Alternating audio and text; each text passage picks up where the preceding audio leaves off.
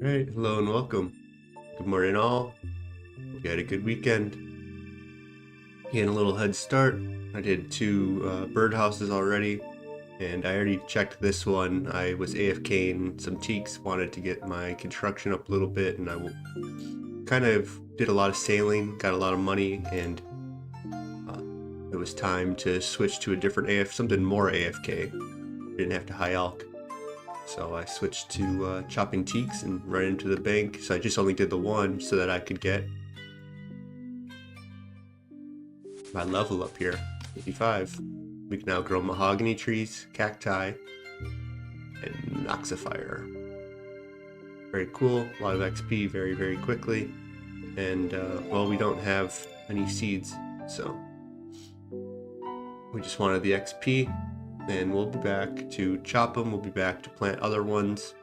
If I get like a single one, I might just go to the other location and plant it, and if I get a bunch of them, I would come maybe here. But I like the idea of keeping it open, so that I could chop from it too. I don't really know if there's probably some better spots somewhere. I just never really cared to look into it, I guess. We might do solipsis cutting, maybe not today, maybe today, who knows. But we kind of want to get to 61 crafting. I don't know how long that's going to take. I don't really know if there's a good crafting method. I think the best I got is Port Phasmatis and doing glass blowing there, but I don't know, is there something better?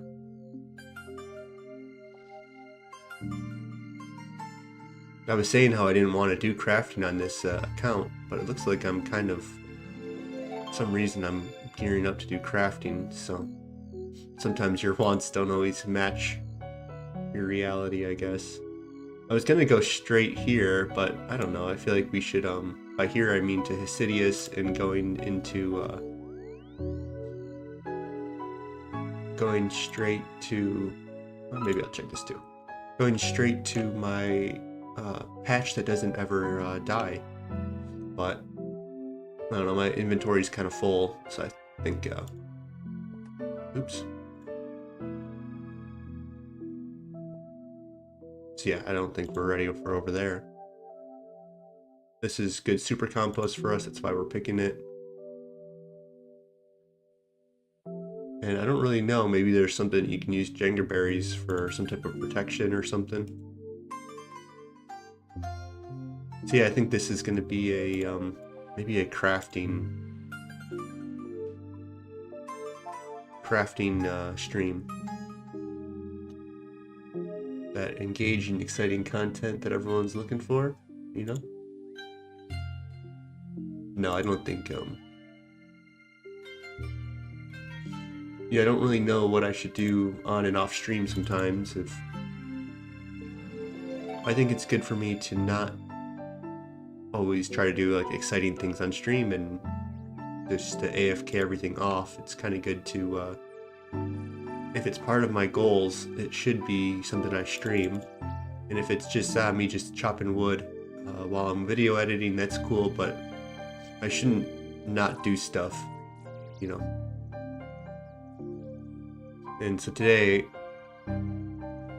you know, we have some crafting to do.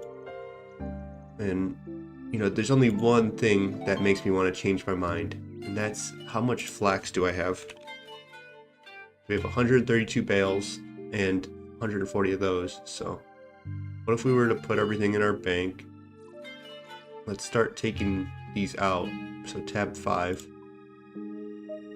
They're over here. Let's just put them up at the top right corner, just so I can remember where they're at. Let's go bottom right, actually. We'll put them right here. And that way I can quickly take one out, open it up, put it back in. So I want to see how much XP this is and how close it gets me to 61. Because if it does, maybe we just do that off stream. Oh, you can just do yeah, I kind of remember that.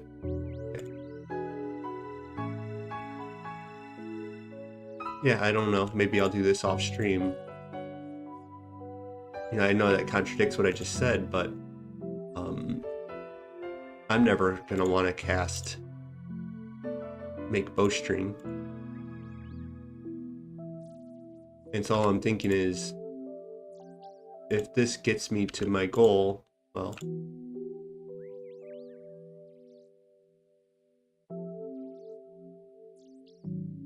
this I don't mind AFKing more than doing partnership stuff, because that's really not that AFK. It is AFK, but not completely. Whereas this is very slow. And so if I was to process this stuff, it's 15 XP, I think, per each one. And so if I do that off stream, I would feel pretty good about doing that, because this is really not this. I would do charter ships, you know, just because that's a little quicker. I'm not looking for an AFK thing while I'm on stream. But okay, what are we looking at? 765, and you get 15 each one. That's 11k XP. And so what do we need? How much XP do we actually need? So if we go crafting, and we go to 61, we would see we need 160,000. Okay, let's just keep opening it, see how close this gets us.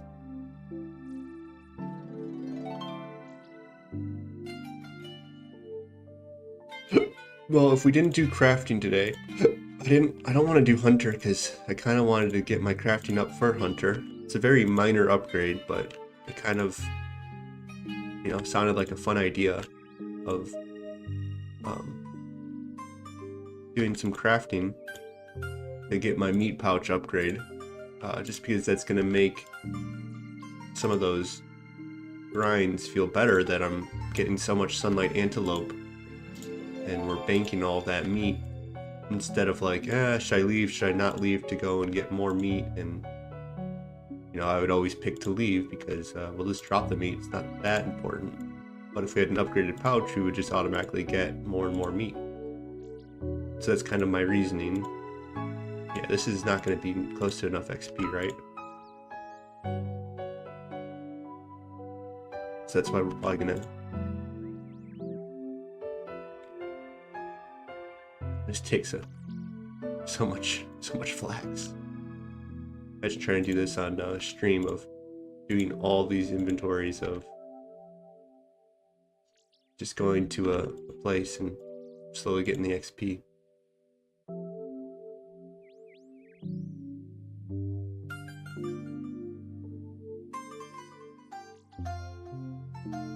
So yeah, that's like 20,000 XP. So yeah, we're looking at maybe 30,000 XP. So that's, you know, not nearly enough, right? Wish there was like a make all. Just note it. You know what you could do is, I guess, just drop it. That'd be really AFK. Is you keep your bale of flax, you go to a spinning thing, and then you just drop all your flax.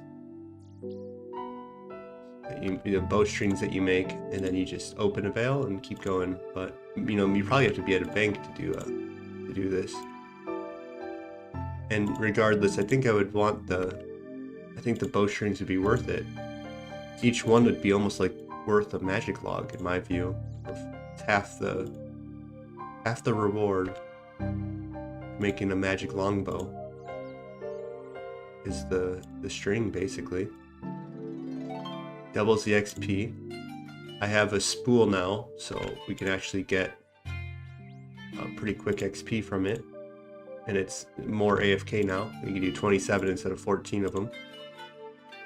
And you know, you could go and take your unstrung longbows and sell them, but I think you get significantly more from hyalking it, and you get significantly more for putting a bowstring on. So let's just see how much XP this ends up banking us.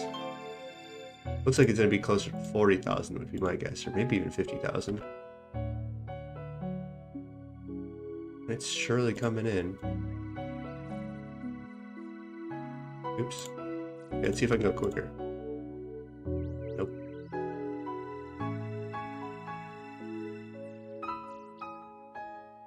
Oops.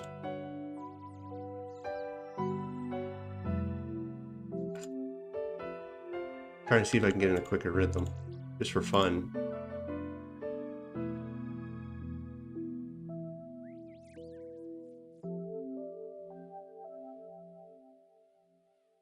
Oops. Trying to test if I could get better at this.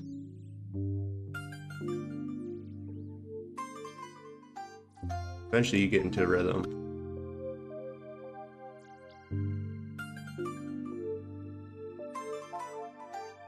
Yeah, there you go. I'm getting a little quicker already. Once you do it a few times.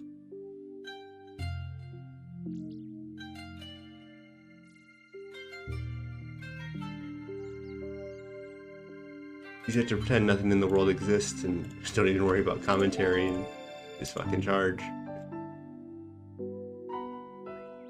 So yeah, we'll see how much XP this is, and then that will decide if I want to do crafting on screen today or if we want to just go and do Hunter.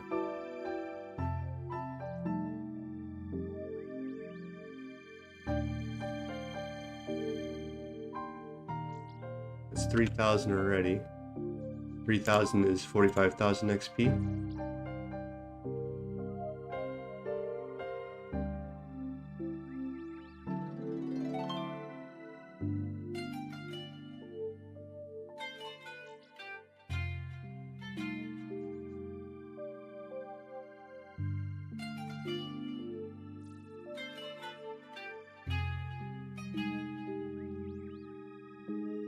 Alright, we're getting there.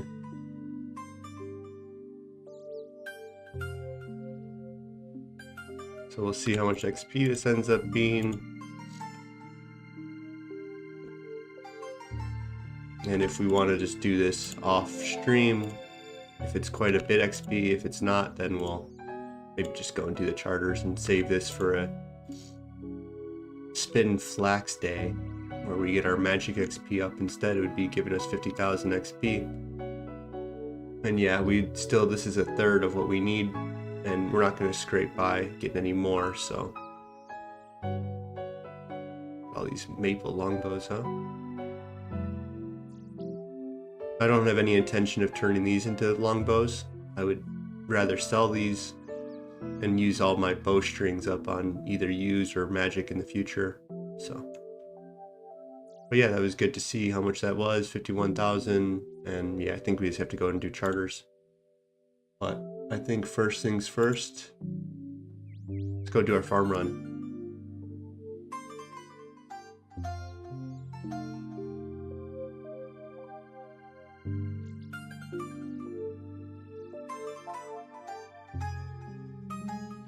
Okay, let's just go and check health, I think. But let's, do I have a, it's empty over there, so let's go Jangerberry.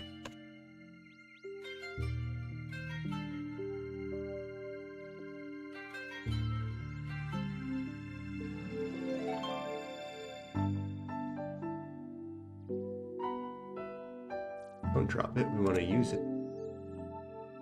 So we'll probably plant our cactus today. I think we gotta have a good amount of those. I just got the level.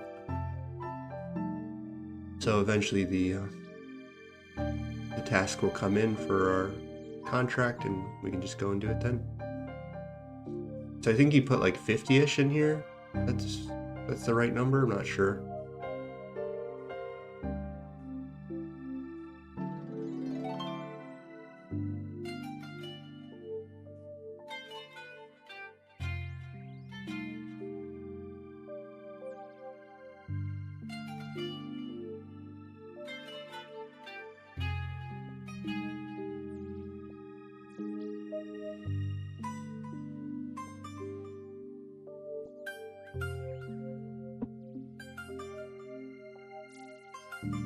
That wasn't many. Thought I'd be able to get a sip. Just clear it out. I need a, what's it called? One of them spades. Just get our seed dipper.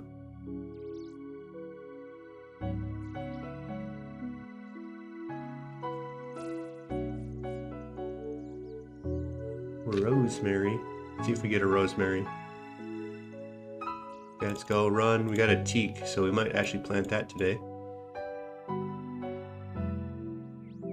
Rose of the Mary. Very nice. Okay, we'll probably grab a cactus as well.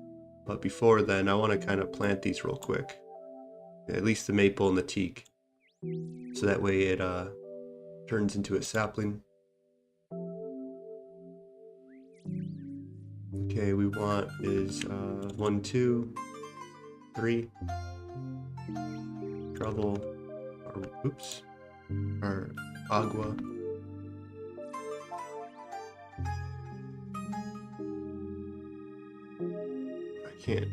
Can't. There we go. My fingers are so fumbly today.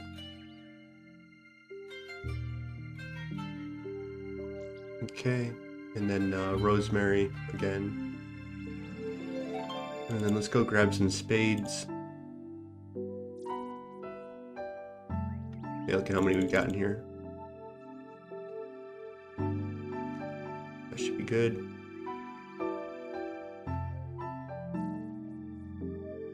Okay. Let's just grab more of our... I'm kind of low on those already, huh? But we have watermelon again, so let's just grab all watermelon then.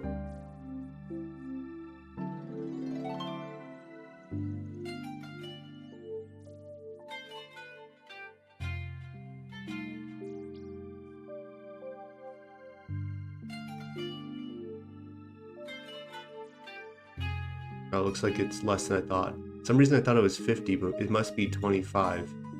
And 50 is the amount that you get when you do the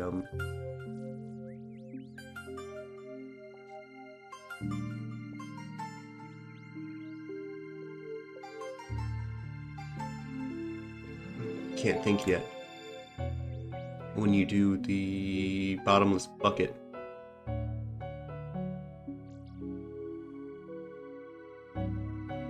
Just dig this out.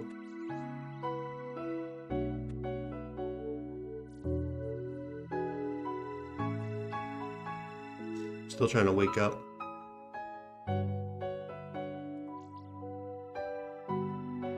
Alright, that's what I was coming here for. We can put our spades away now. And, oh, let's get a seed dipper. Get rolling a little bit. Get my brain flowing.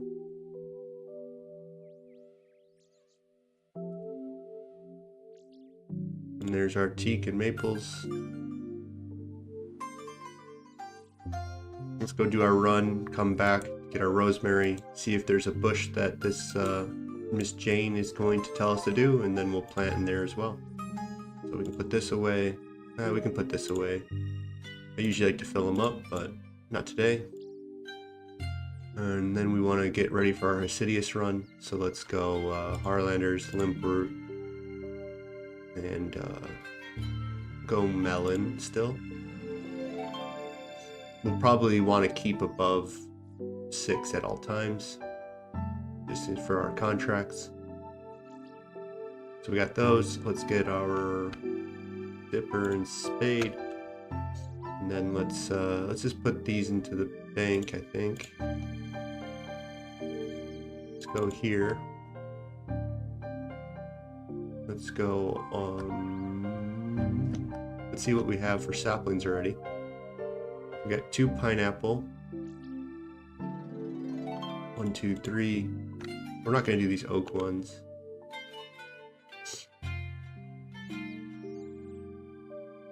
Okay, so slight change of plans. We're going to go to managing miscellanea first. See if we got any seeds over there. We got our money. We got our teleport.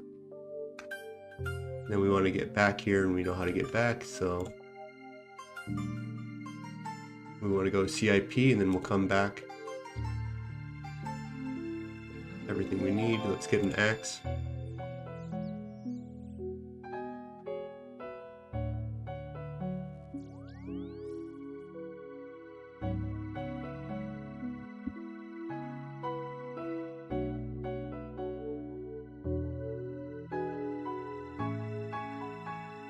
Only one. don't think I put ultra compost in here, so I wonder if it's always just going to be kind of lackluster. But I think we'll wait until we can do a white berry, and we'll do a white berry there instead. Okay, CIP.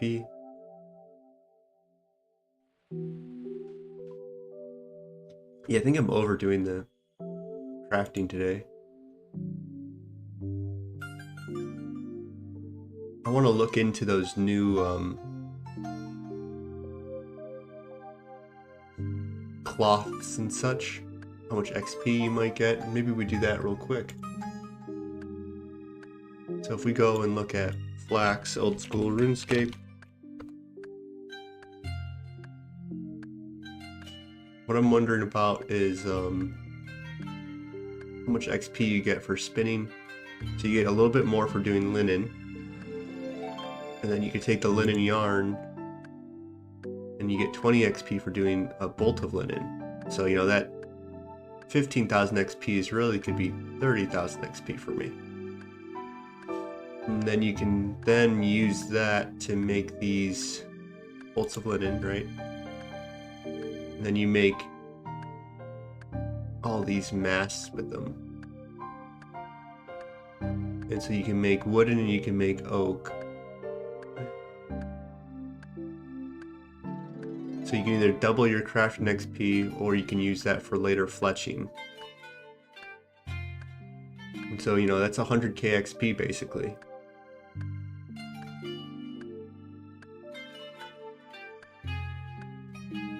You know, it's still 50k away, but that's significantly closer.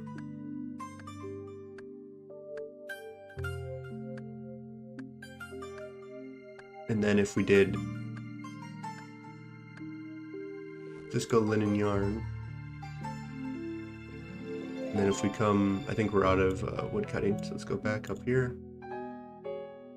So that's our linen yarn, and then what if we did,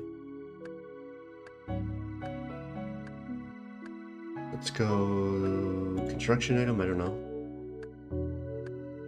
bolt of cloth. Oh, okay, let's, I was hoping to see it real quick. Let's just go hemp. Easier just to type it in. And there's our 100%. Oh yeah, let me just finish this up then. So hemp is 60 XP. So like almost, you know, triple. And then hemp yarn turns into 75 XP for another one. So each one is, you know, 140, 130-ish, I don't know. 150 minus 15, 135 XP per hemp that you farm. And so then what do you got? Cotton next? What level do you need cotton? Cotton, you then can 71, and then you can make cotton bowls. Cotton bowls. That's 100 XP per each one. Requires 71 farming, so we're not quite there yet.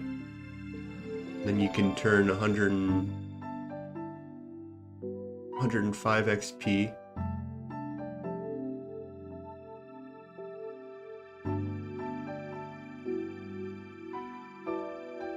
Doesn't say, right? 105. Oh, there we go. 132. So you get 230 per cotton that you pick. So I feel like that might be better than doing charters.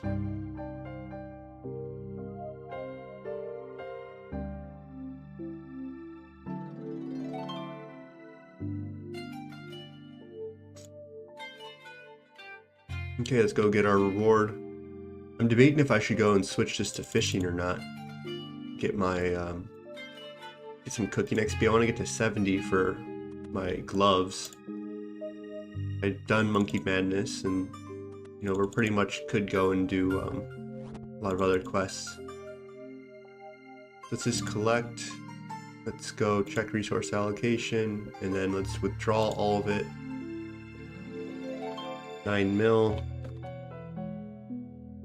And then let's just deposit 750, 900k. Deposit 900k. And then let's just deposit another 150, I think. I didn't want to do the math, so deposit 150. Yeah, let's do 150. And then that should give us enough for the week, hopefully, without having to come back and not going below 750. And so I wonder if this should be on food just to get us up to 70, or if we care about, let's go and collect resources. You know, we're getting 3,000 maples, but we're also getting these 30, and that's only 14 seeds. So, you know, toad flax, that's cool and all.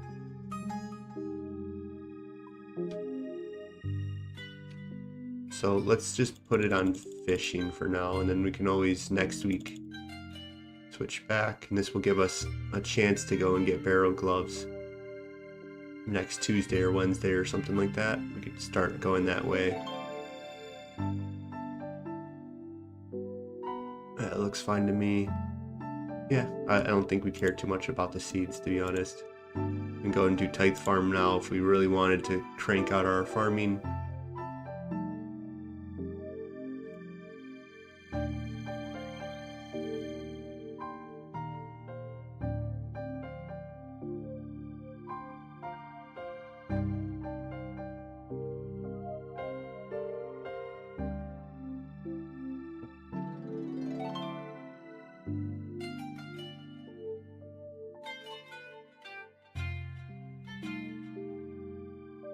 Okay, let's go on back to the Farming Guild, CIS.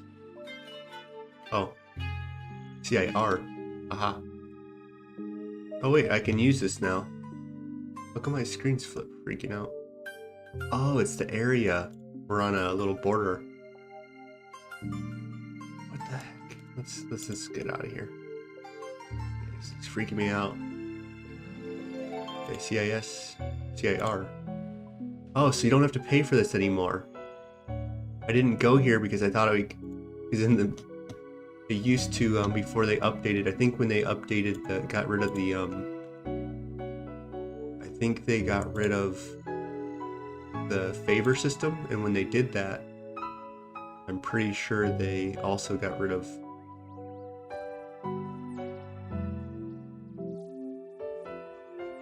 Oh shoot. Let's go to our house first. Oh no, this is the right order. Okay. For some reason I thought I wasn't supposed to be here yet, but no, we can. So let's go here. And then we'll go to our bird nest.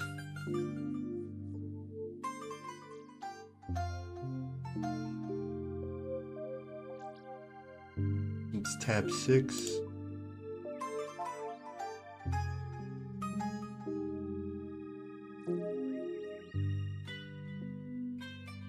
Dragon fruit, huh?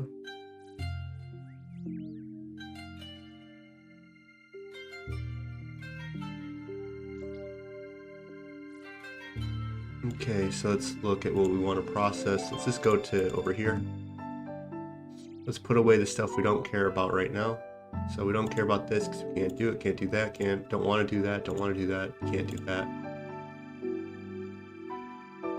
And so then that leaves us with what have we got in here? Redwood, camphor, yew, magic. Yep, none of those we can do. I guess you got fruit as well. Palm, papaya, banana. I don't think we care about apple anymore. I was hoping we had some pineapple, but then if we come back over here, we got pineapple and banana, so that's enough for today. And so then we're short on our maples. It's fine. We'll plant this today. And so then I think we just need to only care about this maple. Well, I guess we can do the willows. Why not? Okay. Forgot about the willows. It's right on the cusp of not wanting to do those anymore either, but there's 5. There's that. There's our trowel. I don't know if we need a seed dipper or not.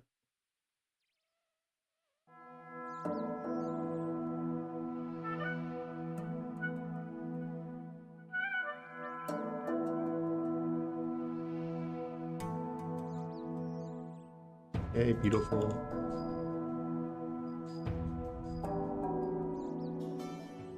Put this down here so we can go a little quicker.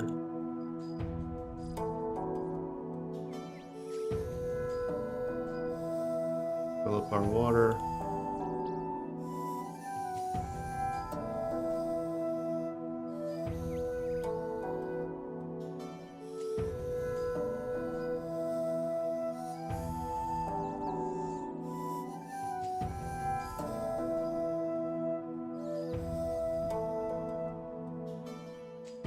I should fill up our water before we go.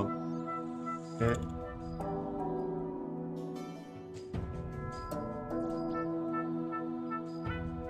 Okay, let's start our actual farming run now. So we need that. We only need one of them. Don't need that.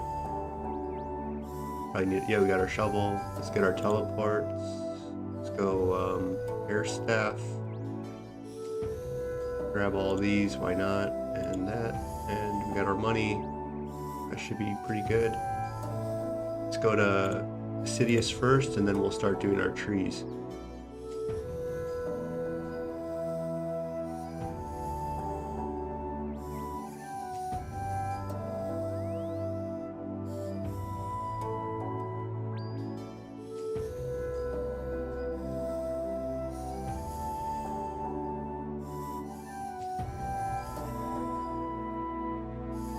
Oh, that super compost waiting for us.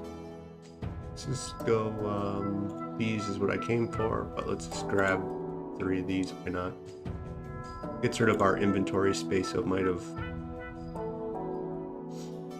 might seem counterproductive, but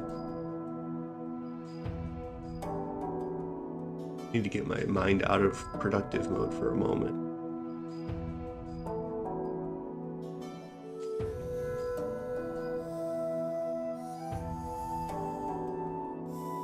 I think it's because I had to go to the restroom, so I think, that's what's making me feel a little more urgent sometimes. I kind of have to sometimes maybe take a break in a moment, put a 5-minute break in. I know I just started stream, but I kind of woke up and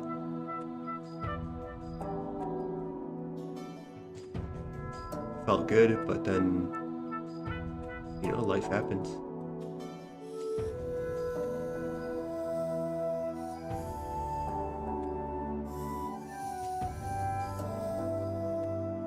And so yeah, I think we'll finish our farm run. We'll go take a break. Give me time to process if I want to craft or if I want to go do hunter instead.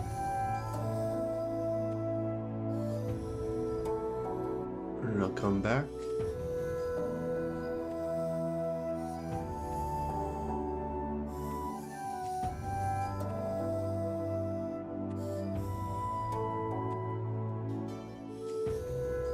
Yeah, because sometimes I put like a false urgency on myself, but sometimes that's just like, because I have to go to the restroom and I'm holding it in some reason.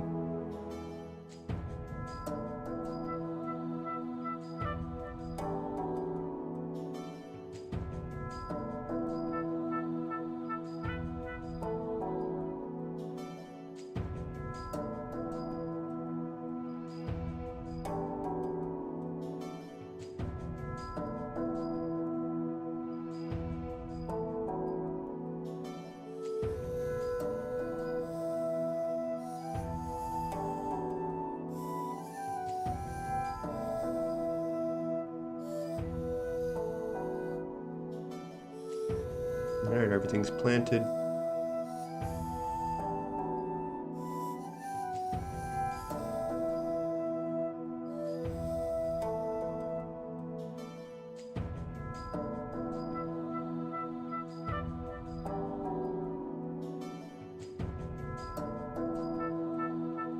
Okay, let's just put a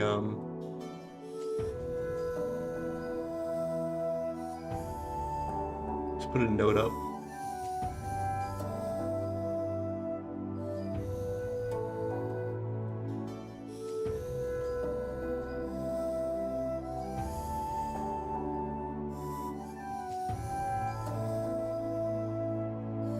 Be back in 5 minutes.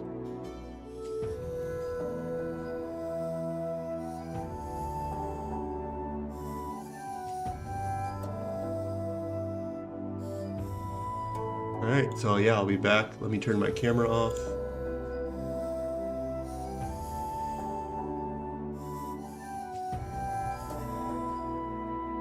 We'll put 6:10 Eastern.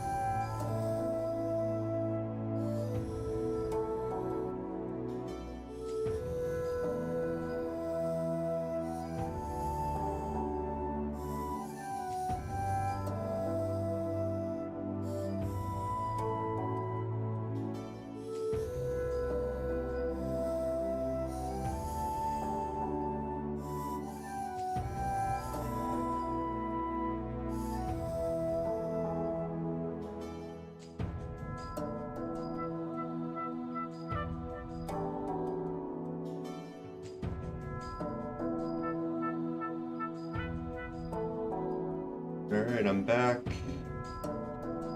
Camera back on. Less than 5 minutes, good.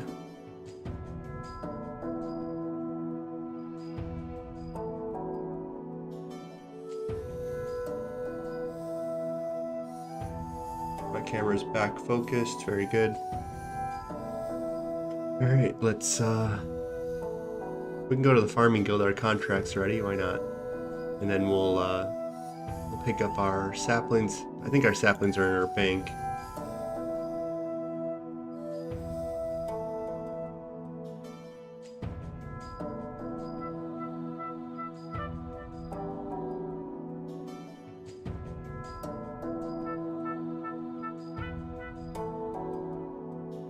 And yeah, I think we'll just do hunter. Kind of,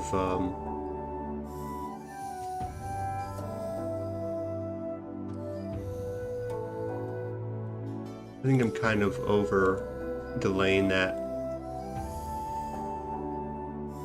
And I'd rather just get crafting on its own time. So I don't want to. Where am I going? Oh, yeah, the farming guild. CIR. Yeah, that's the right one. Yeah, I don't want to. I wanted to get crafting. Just, you know, I thought it'd be kind of like I have to get crafting up eventually. So I was like, oh, why don't we just do it now? And I don't know. I don't think it's worth it. I know what my main goal is, and crafting is not part of that main goal. It's just maybe part of the ride, and something that I can do a little bit off stream, so I'll do that, and then I'll do a little bit on stream, and leave it at that. So okay, let's do our contract.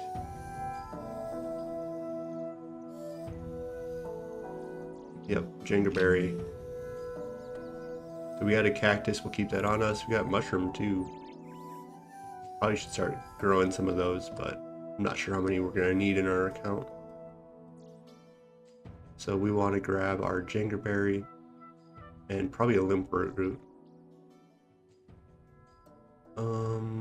So what are we doing? Bushes. Jingerberry's in our bank apparently. And then our limp root is probably in our bank too then.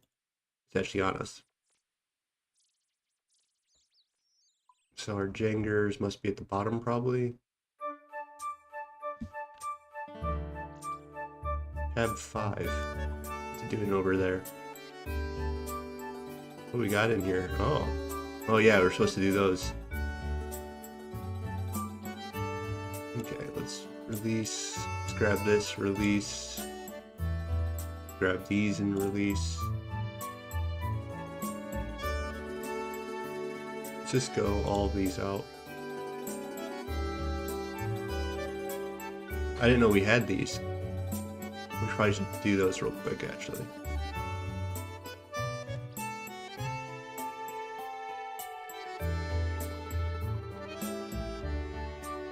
Yeah, we don't care about any of those seeds, don't care about these.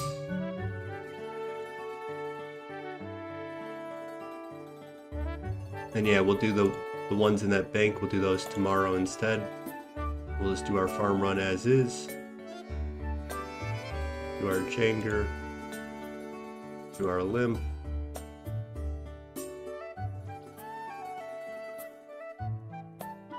Grab our 3 compost. Grab our rake.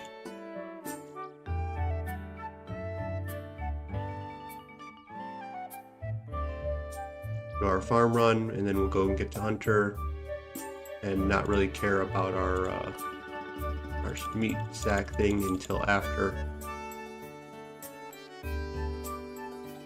I mean, whatever, we drop some meat. I really don't want to be slowed down by that, is what I'm coming to realize.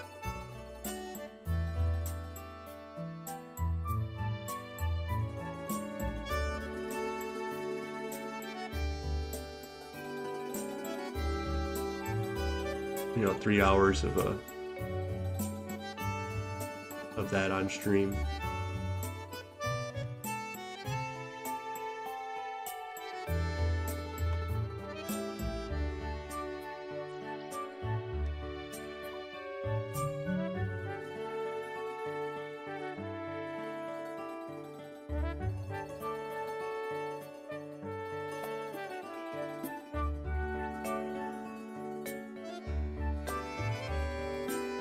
Okay, let's now grab our saplings. We got our 1 teak. We got our 3 of those. 1, 2. 2 of those. 1, 2, 3. And I think we should just start off in Varlamore. Let's plant our teak first, because I've never done that one over there, so I think that would be kind of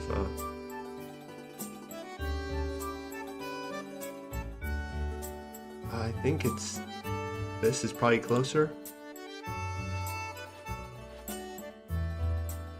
Yeah, it's right there. Cool.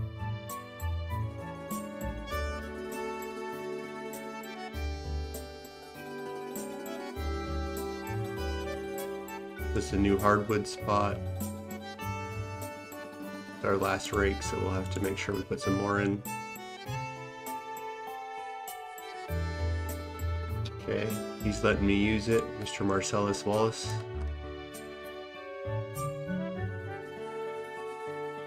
Looks like dung on the ground, huh?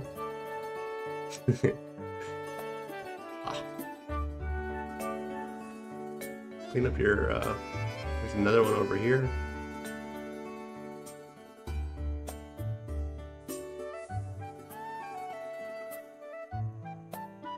What is the protection? Number roots? Yeah, we don't have any of those, and if we did, I think we'd want them for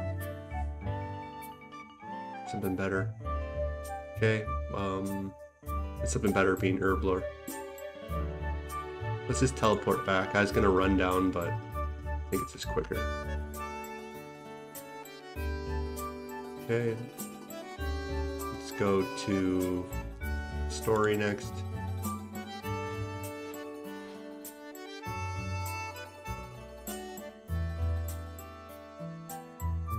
And there's our first pineapple of the account. Would you look at that? Let's drop this and check these, drop this.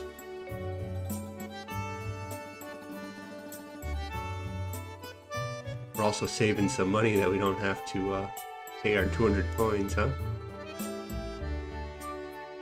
What did it say? You need an axe. Oh, I guess we gotta pay our 200 coins then.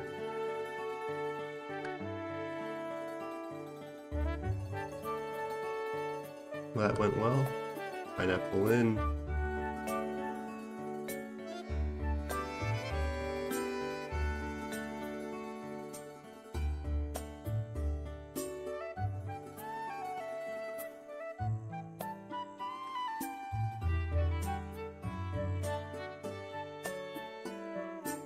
Okay, let's go to Auburnvale next.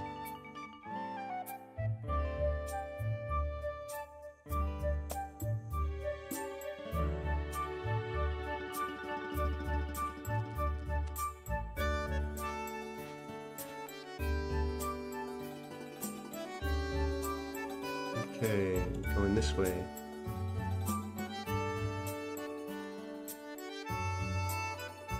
I keep contradicting my mind. I guess I like to wrestle with myself. It's kind of my hobby. And I kind of want to get used to doing boring things on stream. You know, because I even doing like Hunter Rumors, I was like, I don't want to do that on stream. Like, that was my initial thought before I started doing Hunter Rumors, and it ended up being fine. But I probably should just do the crafting on stream. You know, it's part of my goal, so it's just really easy to argue that I should process what I already have first.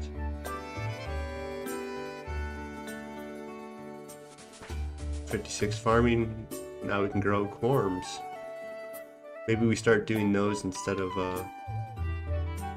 yeah, we should probably stop farming our Harlanders and start farming corms and irrits instead. Okay, so we put our ultra compost. I wanted to see, did I actually put my ultra compost in the other one? Other one was a fruit, and Castori is done. Okay, good. Let's go to Lumbridge, I guess.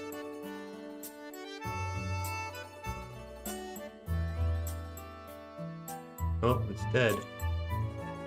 Rip. Good thing it was just an oak.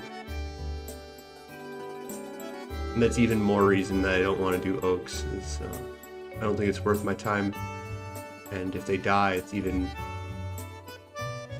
more of a reason of like you're only getting 500 XP or something each time, and I think we can move on to better uses of our time. And so maybe that's what today is my better uses of time as my theme. And you know, that's quite a Courageous Comfort is the channel name. So I'm just,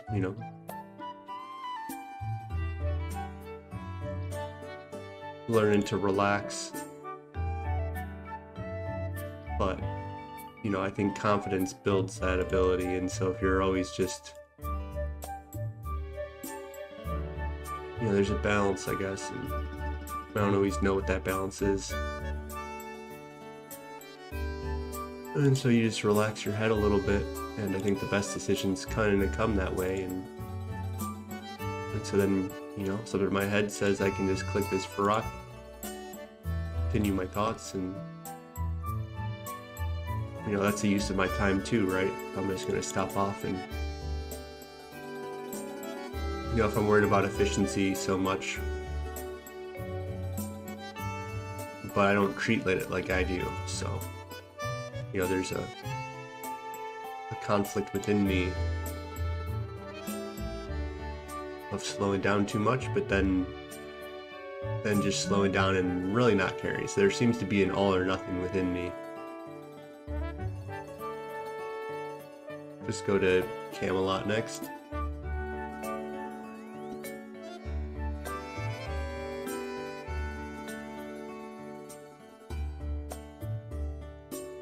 Thank you. Welcome to the channel.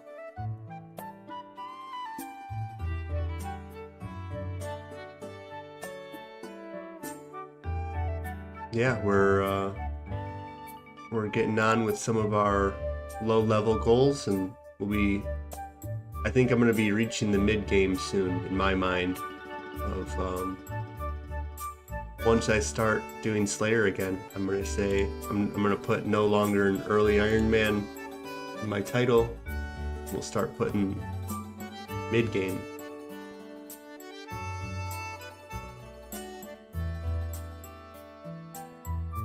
And so I guess I'm externally, but really internally, debating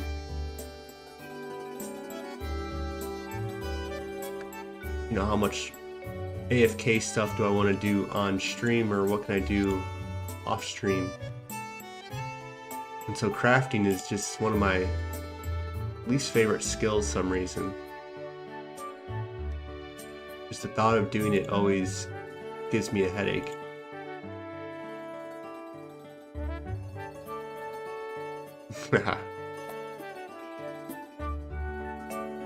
So part of me wants to do charters, part of me says just pretend crafting doesn't exist, and it's really, there's no rewards for me yet.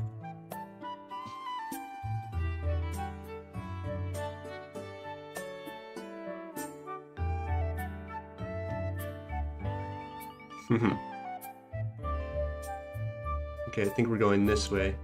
I always, when I come here, I automatically just head right, but we're actually going to go up into our Tree Gnome Village, Gnome Stronghold, the 3 trees over here.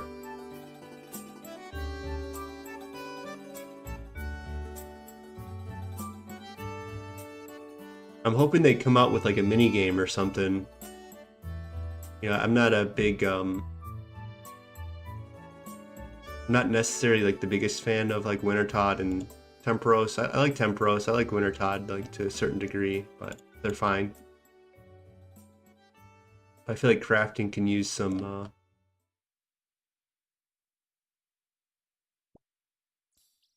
little pick-me-up. They just unleashed all of this flax in the game, unleashed all this cotton, all this hemp. And there's really not that much uses for them. Yeah. Okay, what am I doing? Let's go pay this man.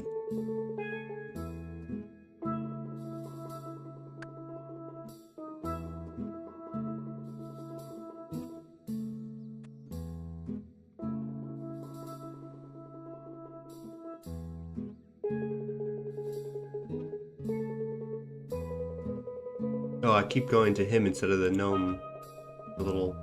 I said that backwards. Going to the tool leprechaun instead of the gnome to note him. Okay. Just checking that I super compost everything.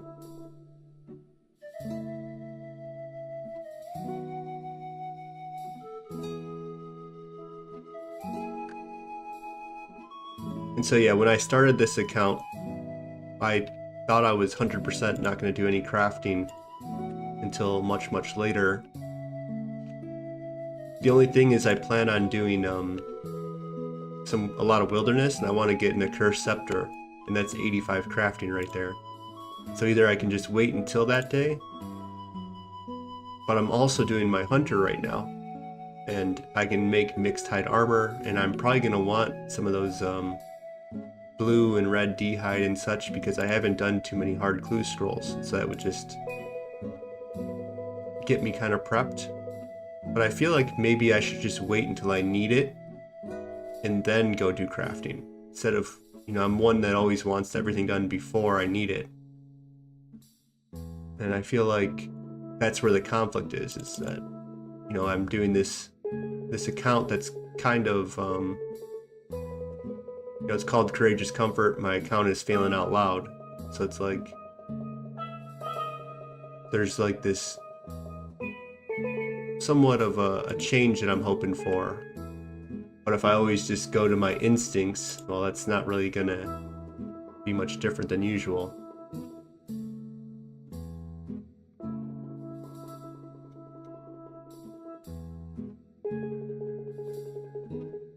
I think I forgot something. I have 2 more of these to do, but I don't have any. I only have 1 maple.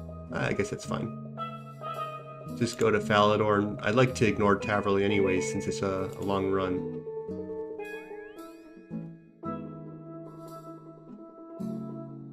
Yeah, that looks like a good plan to me.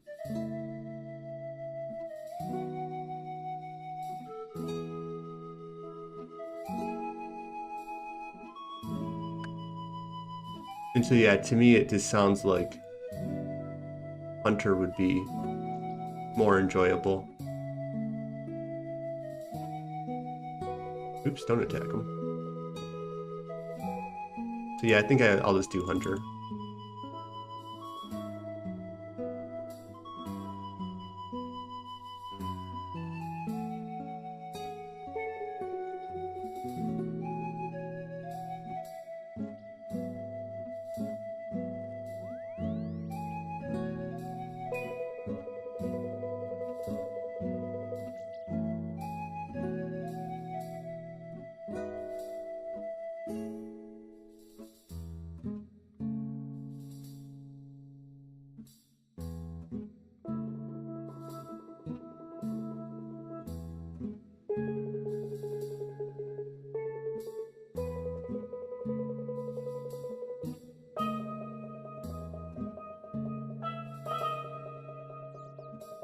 I think we keep going the wrong way.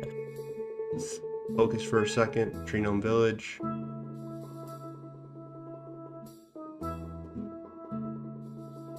So yeah, there's something in my head. There's quite a bit sometimes, and quite a not a bit sometimes, apparently. But there's this idea of autopilot versus, constant attention. And so I'm trying to learn how to find that balance, because, I was kind of raised in more of a state to always be alert. That, I'm always worried about things that are not that important. And I feel like I kind of want to overwrite that. But when I go into autopilot, I get pulled out of it, and I'm often making these little mistakes and such. And so I noted that when I'm around kids and such, when they make a mistake, I joke about it, and they laugh, and we all have a fun time.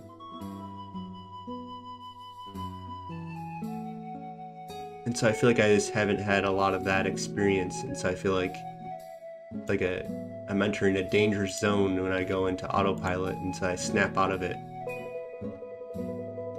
So I end up making all these mistakes, and I think it's kind of good to train my autopilot to, okay, I make mistakes, but then I just get better at the autopilot. I don't need to be in a hyper-vigilance state. Let's go to Brimhaven. I'm trying to train my nervous system, is basically what I'm trying to say.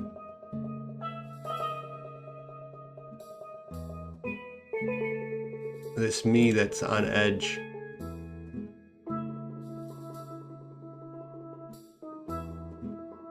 And always paying like all this attention can just relax.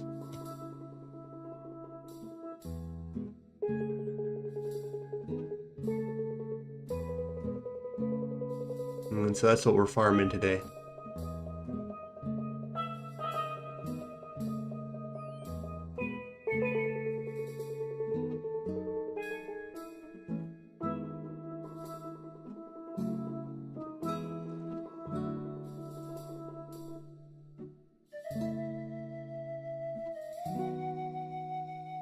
And so I guess worrying about like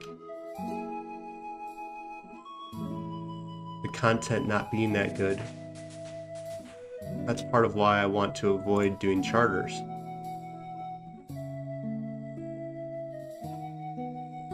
And maybe I just need to go in full relax mode and not care. I think it's what I'm actually arriving to.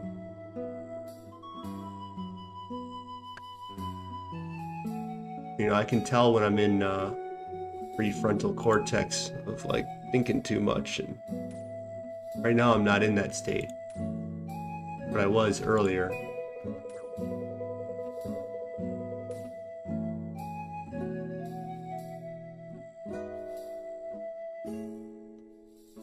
So let's just go. I think there's a charter up here.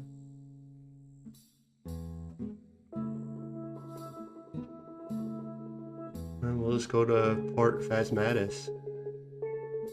Let's just do our crafting. It's what we wanted to do when we were in a relaxed state, and then today some reason we started to want to be in a rush. So let's just get on with our goal. Yeah, I feel better about that.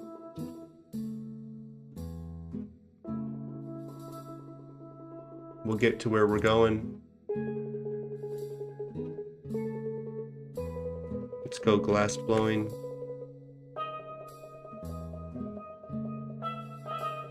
Let's go our necklace. Oh, we don't really need it, because we're not going to be banking. We're just going to be going from charter to here.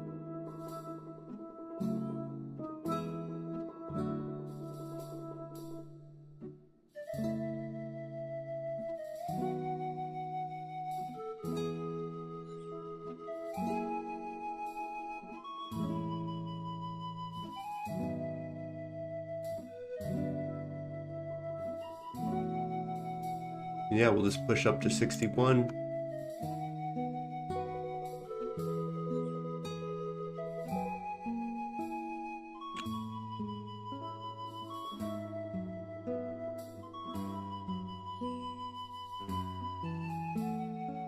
Do a little crafting. Start advancing towards these crafting goals that we're gonna have. Make it so that when we go to the wilderness, we have red d'hide, we have blue d'hide that we can then go and risk without having to worry about getting more. We can make our mixed hide armor.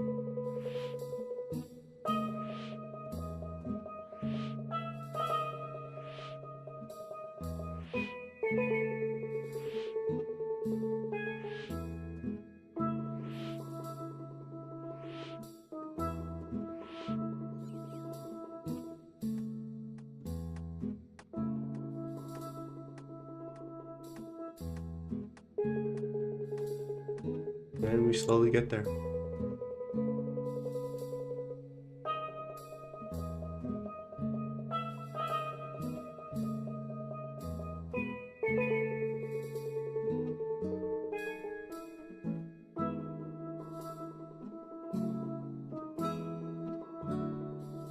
Oops. Some reason it didn't process buying 5 of them. We'll just drop 5 and buy 5, I guess. That's 12, 13. My math was good.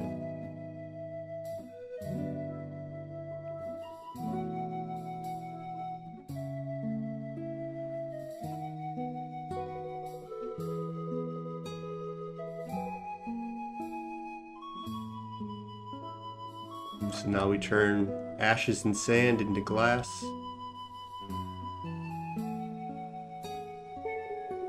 You know, that's a pretty remarkable thing to me is we turn sand into something that you can see through. There's the lantern lens.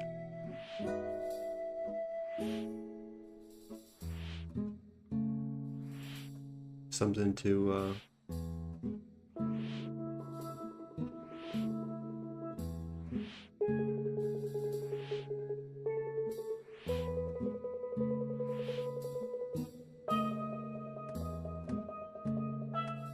you know, it's just an incredible process, I guess, of discovery.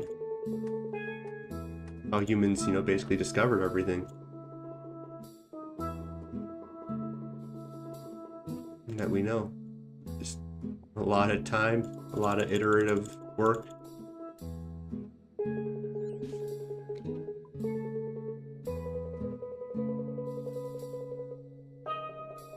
And the story all comes together somehow. So we got 6 of those, now we got 8 of those.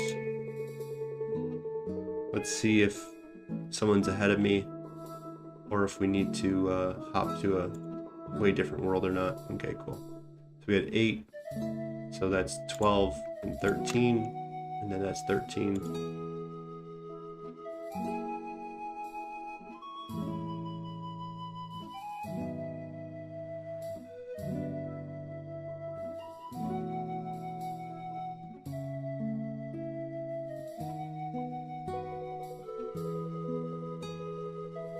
And so yeah, I think that's something I'm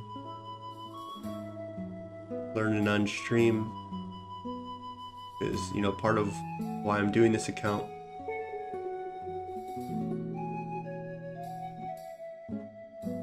is to relax.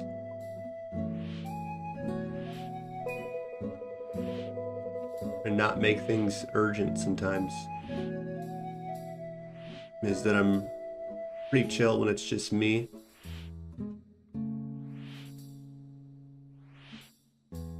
You know, I don't know if it's my upbringing or whatever, but maybe it's just like a natural phenomena that there's more energy when you're being observed, and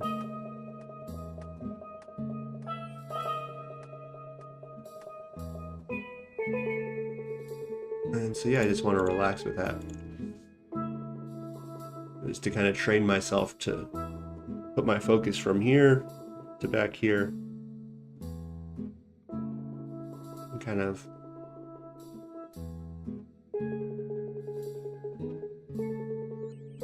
realize that I think being up here so much in your front is more of a, like when you're in danger, you're supposed to be up there. So I think our society and stuff kind of trains us to be more productive. And I think productive is like a fear-based. You gotta go, gotta go, gotta go.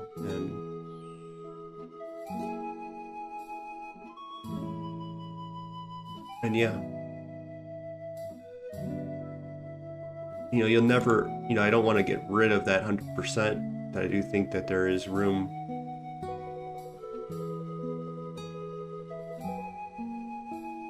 but it's to recognize that that's not your default state. I don't think.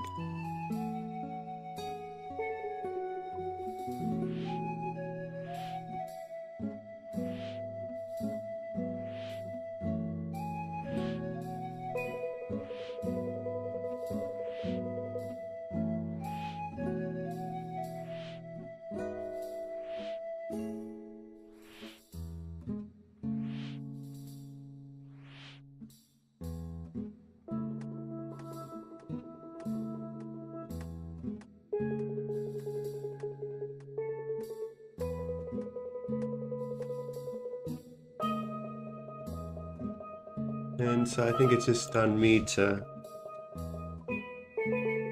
recognize when I have a little bit of a charge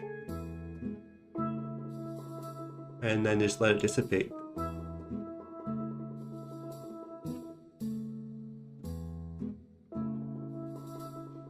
You know, I had said earlier that I can, when I'm with like kids and stuff, I noticed you know, over the holidays and such, I had moved out of the area and I had just came back in.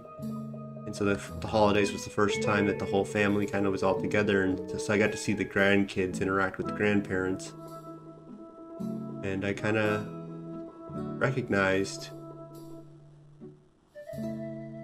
that when I respond to a kid, it was always, you know, they make a mistake or something and we end up laughing and enjoying life together, and they get smarter too. It's not like, oh, well, it's just they're just gonna be an idiot for life. If anything, I'm expanding their brain more of joking about them making a mistake, and you know, kind of, I wouldn't say like, it's hard to explain things, but like giving them advice. It's not the exact way of saying what I'm saying, but like, you know, what a response to a mistake is. Like, oh, you could have done this, and like, oh, that makes sense. Like we're trying to spell out Christmas with some toys, and they don't have enough of them. So how do they make it smaller? And you know, the grandparents maybe are making fun of them when they're doing it and discouraging them to kind of pointing out, oh, you're stupid, basically. And it's like, well, that's how I was raised. And so I'm able to do that with kids, and so I just kind of have to treat myself as a kid sometimes of, yeah, you're gonna make mistakes. You're gonna have things, you know, things aren't that urgent, and you making a mistake is, you know, part of the process, and you can kind of zoom in and zoom out without that.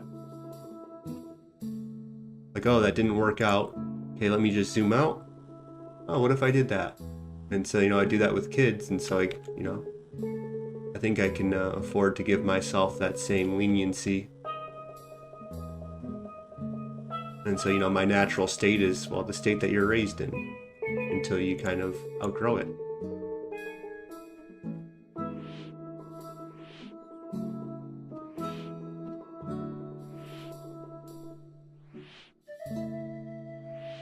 And so, yeah, today I had, wouldn't say it, maybe a fear, but like some type of weirdness going on where I'm like, I don't want to do crafting because that means I'm just gonna have to like talk and not have the game distracting me with, okay, well, now we're doing this next hunter thing, and okay, now we're doing this. And so it's like, nah, just relax. The words will come, and if they don't, they don't. Just let the magic happen.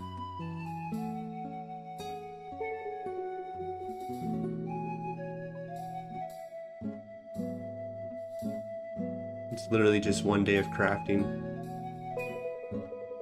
Do things how I kind of wanted to do them. So here's 6, go 5, 11, 12, 13.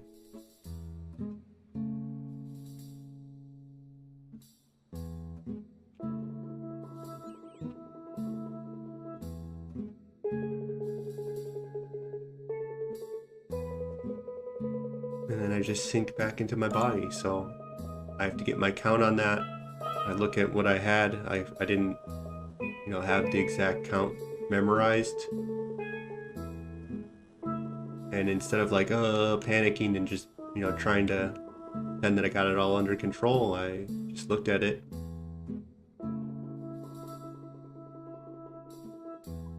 And so small things that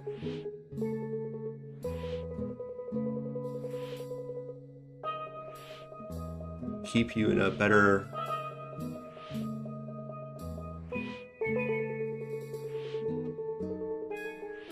in my preferred state is, I guess, how I'll stay that.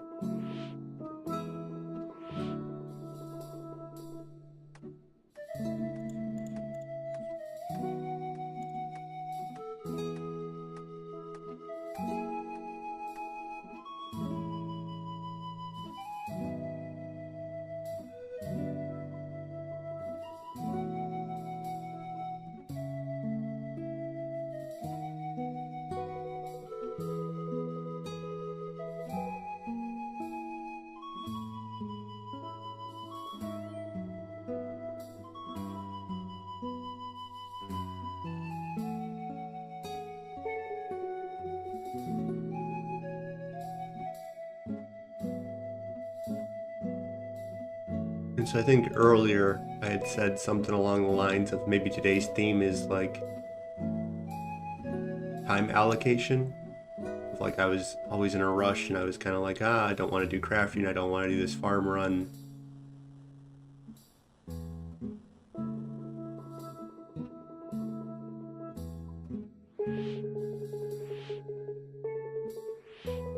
And I think it's to,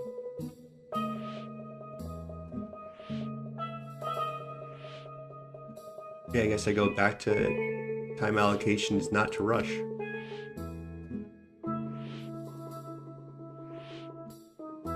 The whole purpose of this account is to relax under pressure.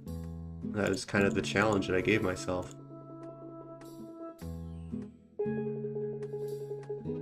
Is that I'm good on my own, I can be relaxed, I can do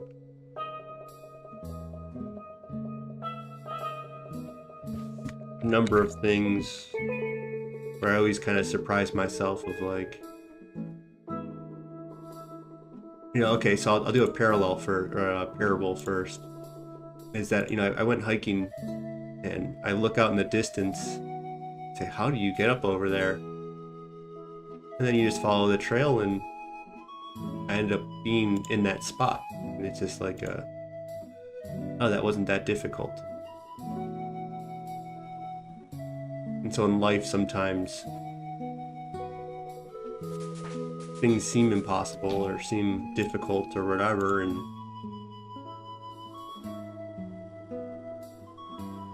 so my brain sometimes can get geared towards saying things are not worth it because they look like they're going to be difficult or impossible or a waste of time, or, and I think that's I think there's a healthy version of that there's like a natural tendency that you have within you to decide what is worthy of your attention and what's not, what's worthy of your time and not. And all I'm trying to say is I think mine is maybe a little too corrupted towards being productive and, like, you know, I was raised to be a good worker, I was raised to do a lot of things, and, you know, I'm kind of happy that I was raised to a certain degree to have a lot of those attributes. But it's, you know, let's keep the good 60 to 80% and, you know, get rid of psychological torture that I would put on myself. You know, a certain degree of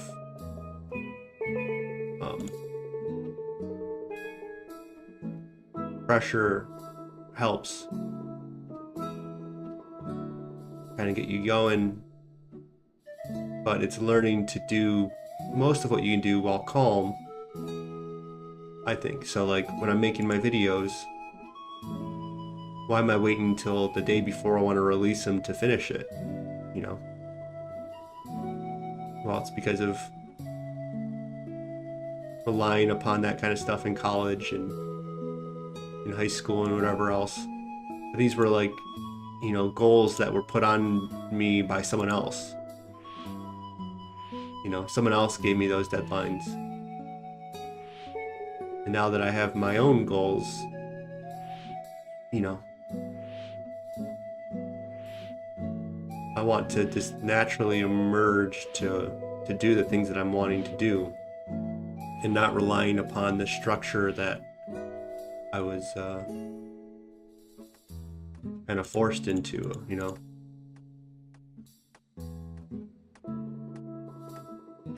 That I don't really need to rely upon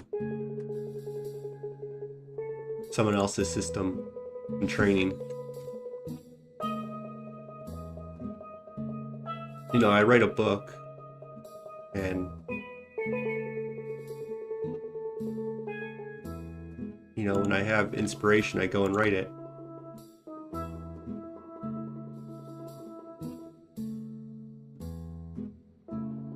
I don't really need urgency when I'm in that mode. And when I'm doing my videos, sometimes I will get out of the shower and I'll have something figured out that I didn't think of before, and I'll go and do that.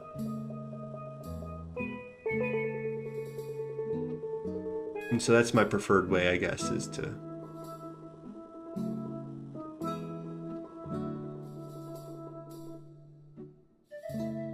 let things process, let things relax, so that you can actually let your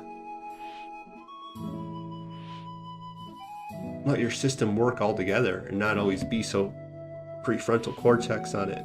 Is that there's some magic happening back here when you have time and space to put things together. You know, my best ideas don't happen always when you're trying to do things as efficiently as possible. Efficiency, I think, is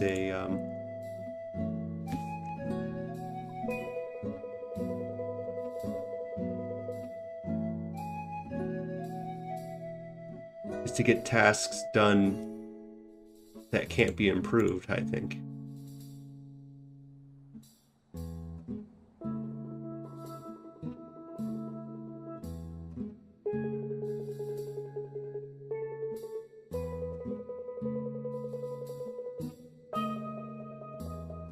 Or, like, I don't know how to phrase this exactly, but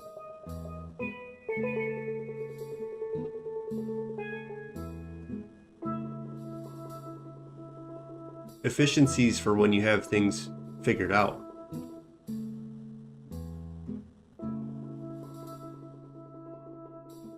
But if you're coming up with new ideas and such, I don't think that's the best state to be in.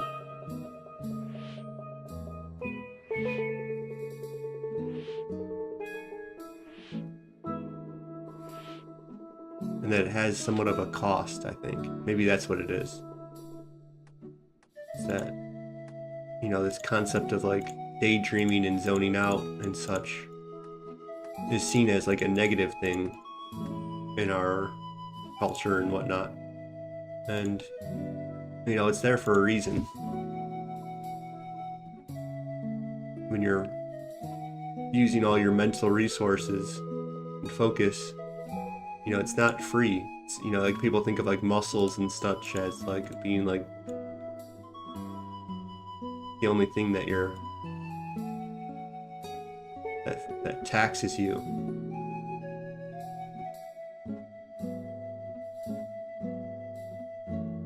But, you know, just light coming into your eye, that taxes you. So having a brighter light on is going to be more training and thinking and doing puzzles and whatever else is not a free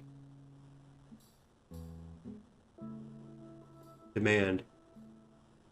And so going into these efficiency states or whatever, well, there's a price that's being paid.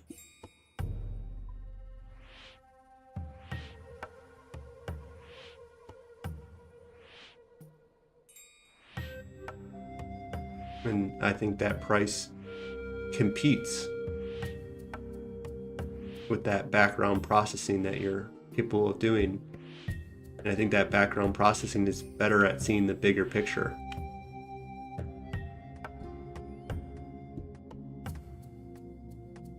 And so I think my current balance is that I'm pretty good at, I can be good at details and big picture. I think it's because I switch between these two modes so frequently. Of like, I just really lean into the prefrontal cortex, and I really lean into that processing moment time.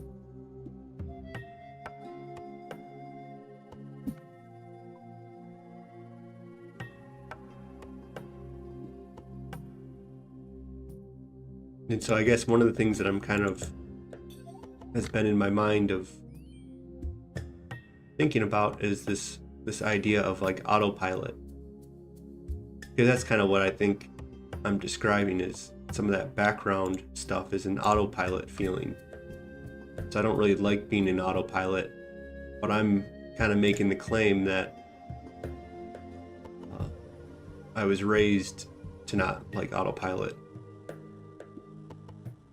But I think autopilot is a very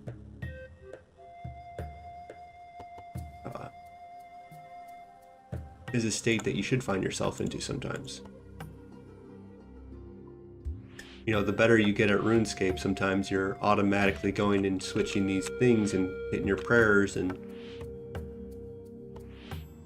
you're kind of in this, you would call it flow or something, right?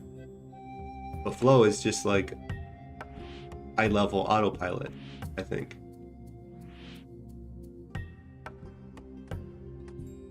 And so the idea is to let me get into this high level autopilot more, rather than letting my prefrontal dominate.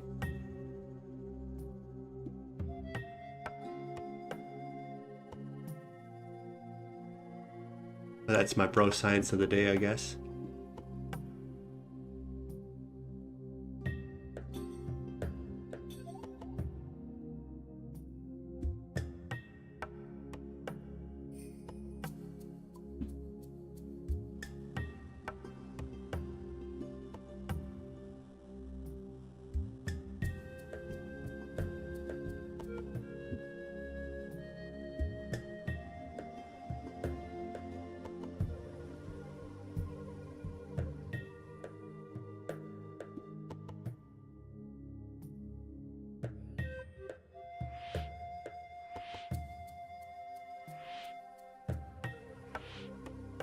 I wanted to reset my XP tracker.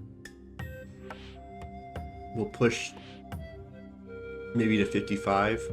We'll check how much XP we're getting.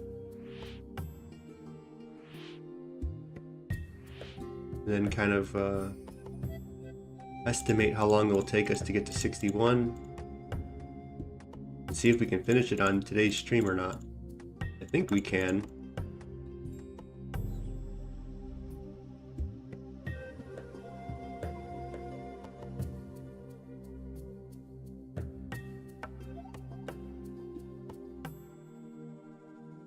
So what we bought 7, 8, 9, 10, 11, 12, 13.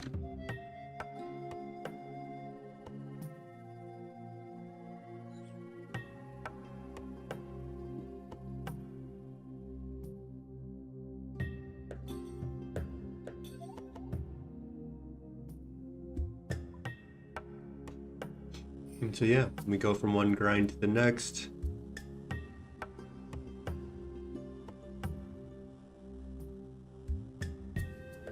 Let the flows continue.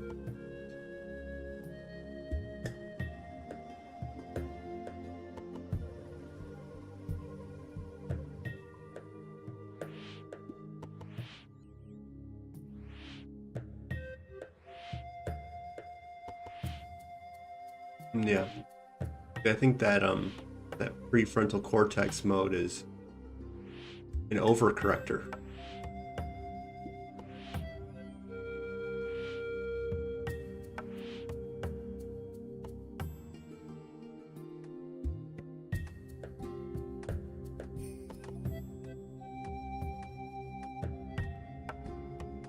And so I think, you know, kind of going back into my, you know, going back more in my head, relaxing and not being so bouncy in the front.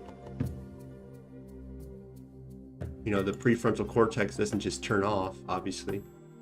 It's not the enemy. It's just putting them in its proper role, I think.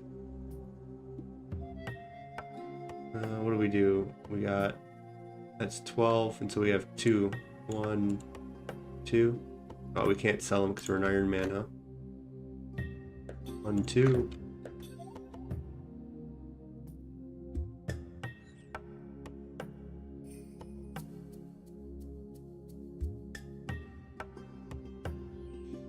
Okay, and so another way of phrasing everything I just said.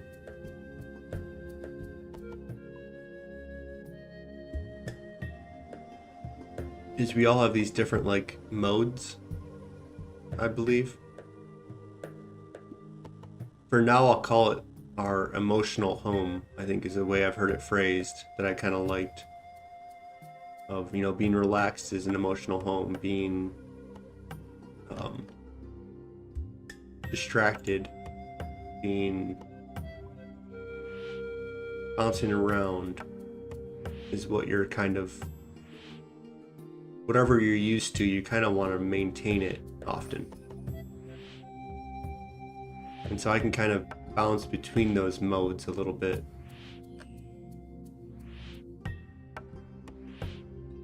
As I'm trying to, so I give myself these tiny challenges, I guess, of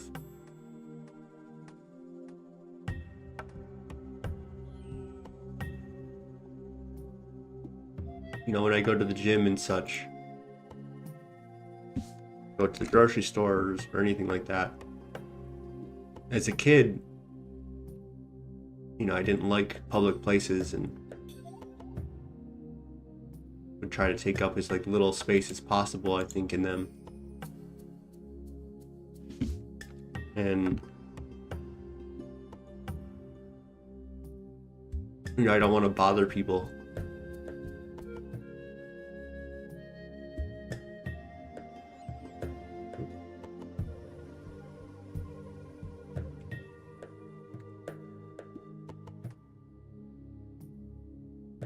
And so I kind of changed my game recently when I go out and into public. And it's to kind of take up a little bit more space.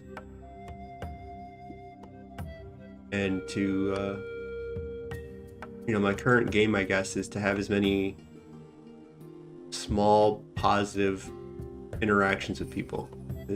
Usually I'm taking up as little space as possible, looking down and not talking to people. That's kind of what I found myself doing. I go in and out of being confident and not sometimes.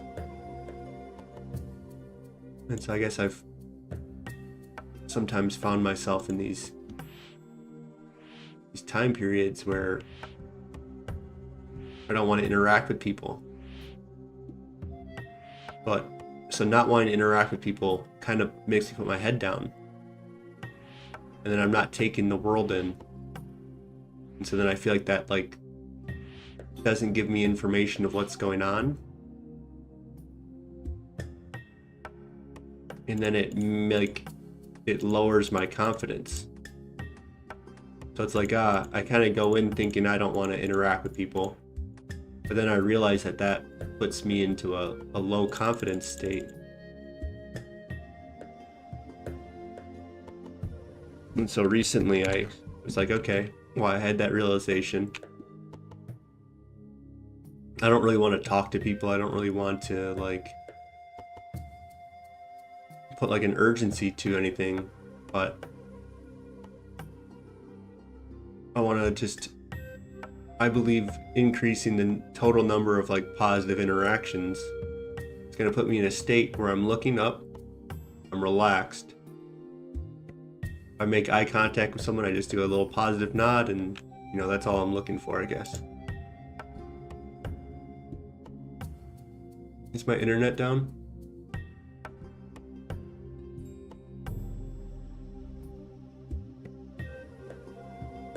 Or is it a server thing? Okay, I haven't dropped frames yet.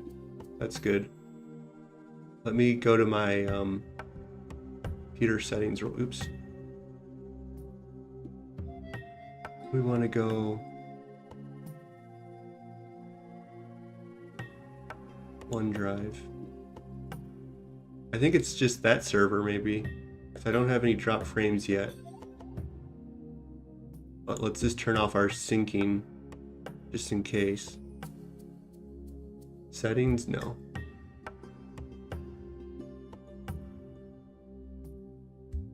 Yeah, no drop frames yet. YouTube says I have no issue, so yeah. Just go there. And then now, while I'm here and looking at my information, let's get rid of any uploading so that my stream doesn't get affected. Pause syncing for 8 hours. Very good. All right. And now let's turn my distractions back off. There you go. So yeah, I've been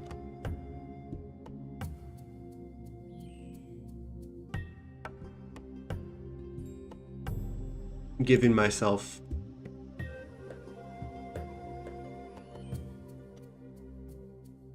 I call it like access to the world. That's how I kind of think about it, is just look up and look at the world slowly. You know, if you're jerking around too much, you're going to make everyone uneasy, and then you're going to get uneasy, and you're going to want to look down. But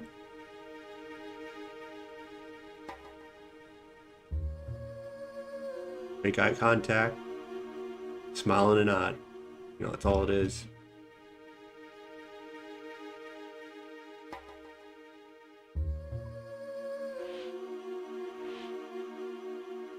And so yeah, it's kind of, instead of always locking myself up and not liking being in social places and around crowds, and you know, I take a lot of information in.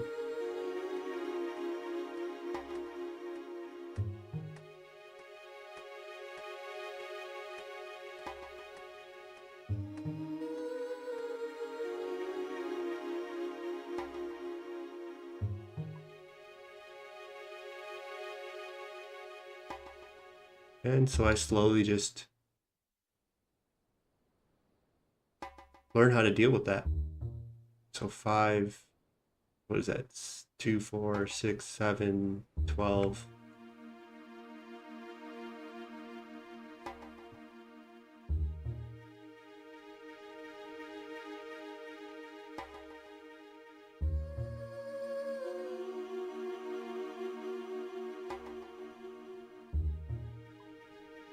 I feel like I've almost explained what I'm trying to explain, but it's not fully coming out yet.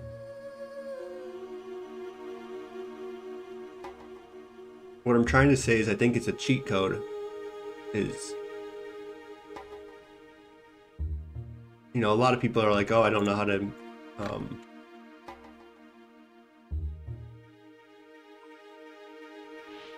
don't know.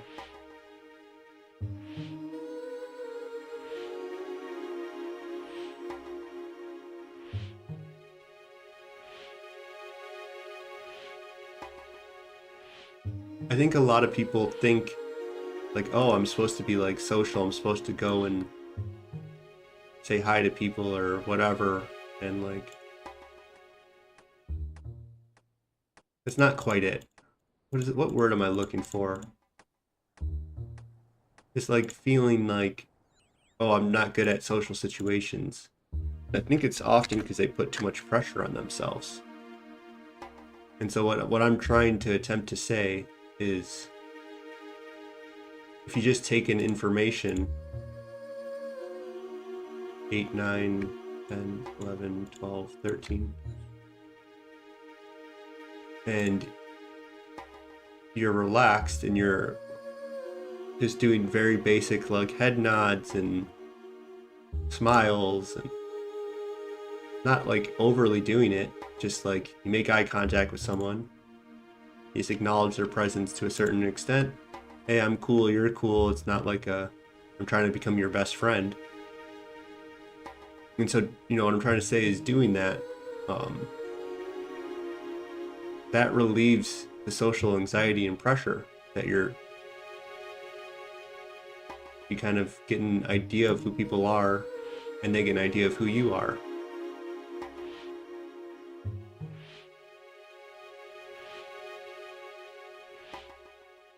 Not this unpredictable guy that's like scanning the room and looking here and there and like worrying about like whatever. Like, oh, okay, he's relaxed. He's not gonna do anything weird.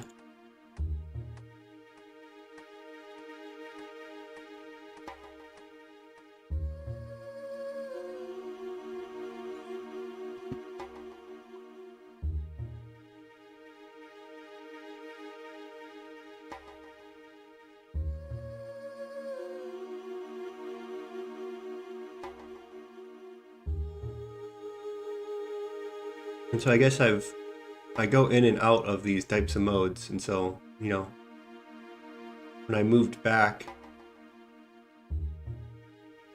I kind of was, had all these decisions I had to make and all these things I had to do. And there was a certain level of like unknown variables to me. And I feel like it was putting me into this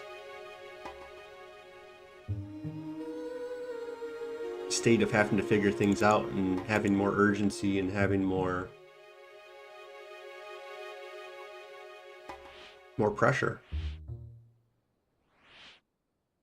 And so I'd kind of moved past not being able to interact in society like the teenage years or before then or after then, I don't know. Is that I go through these time periods where I'm just the most relaxed person in society, and then at times where my eyes are darting and I don't want to make contact with people, and so yeah, I found myself in this state, and so then I kind of pulled myself out of it.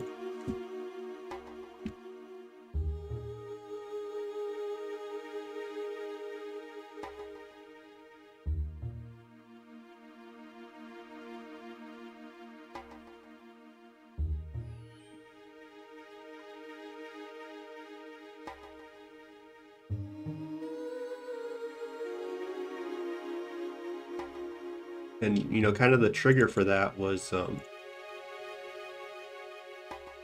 is that I had some relationships that I didn't I felt they tried to take advantage of me, and so I kind of was just over people.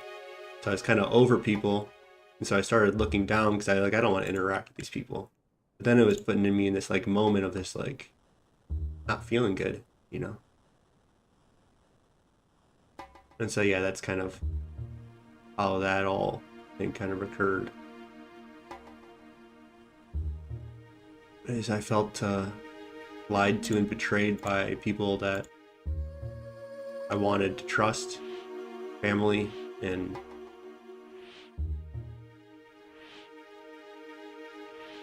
you know, it's good to not mix business and family, and I knew that, and I thought that I would have a good relationship with it, but this was someone that couldn't even reach the bare minimum of my expectations of what that actually means, I guess.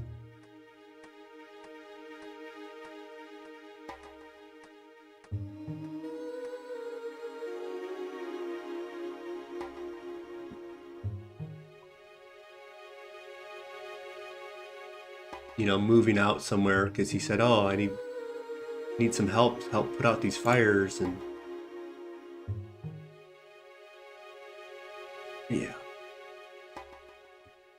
move halfway across the world for someone, and then he's trying to get you to do manual labor for free.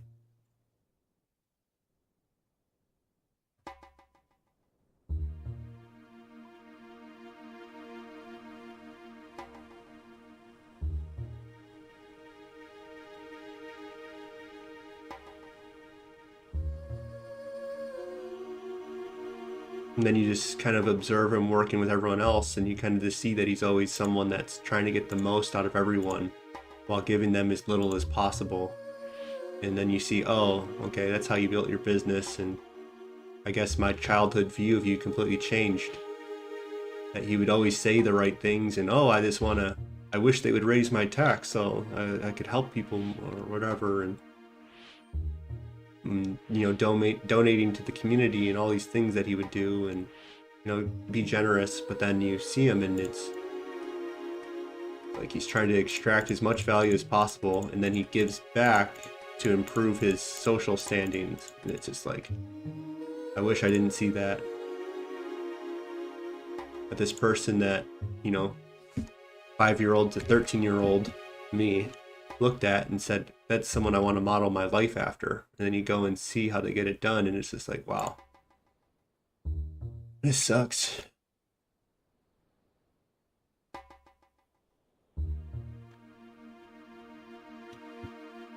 I just moved halfway across the world to help this guy put out fires, and I see that he's the one lighting all the fires. and now he's asking me to do more and more, even though I'm excelling, and I'm making everything calm and relaxed, and more is getting done.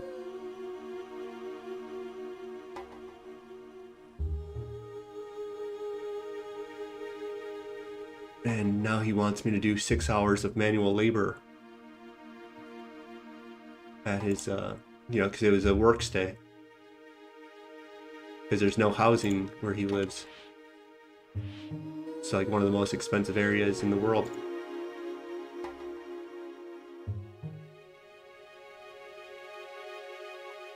And so basically all of his employees he has to find houses for, essentially, to stay in.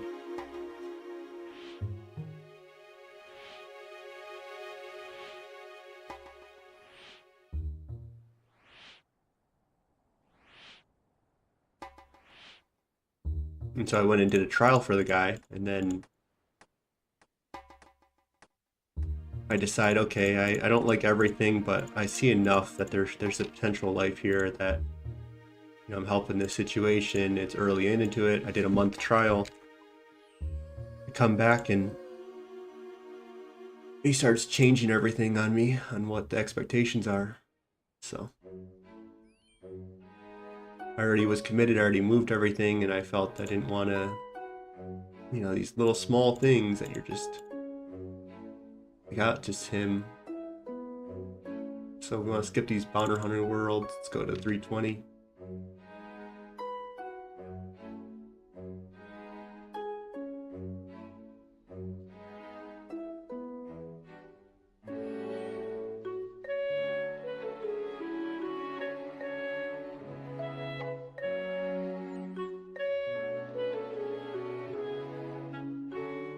I have a bad habit of excusing people's behavior sometimes, and I can go into like who he is psychologically, but yeah, I'm kind of over that at this point. Yeah, he's just he has a scarcity mindset,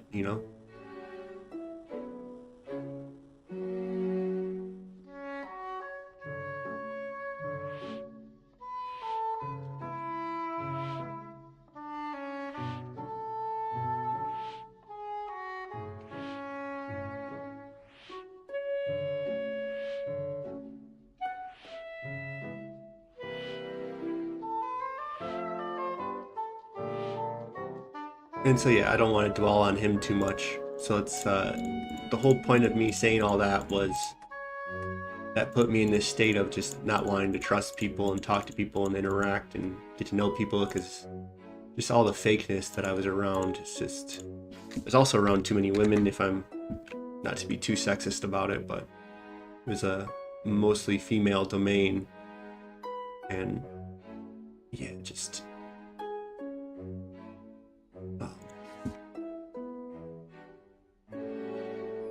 yeah, so I feel like he was a very fake person, but then this was around a little too much gossip and people,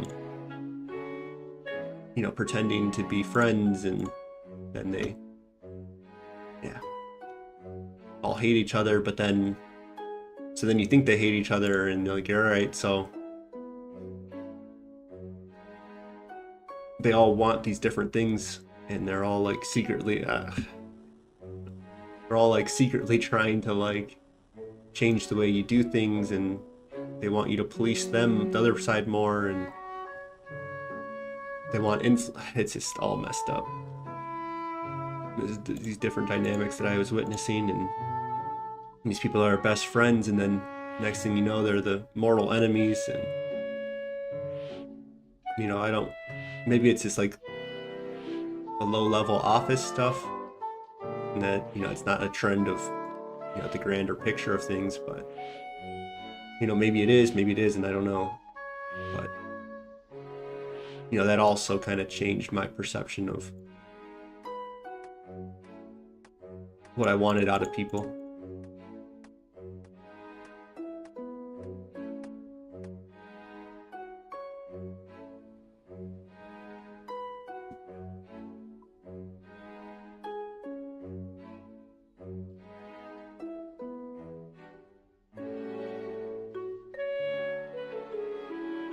And so yeah, now I'm kind of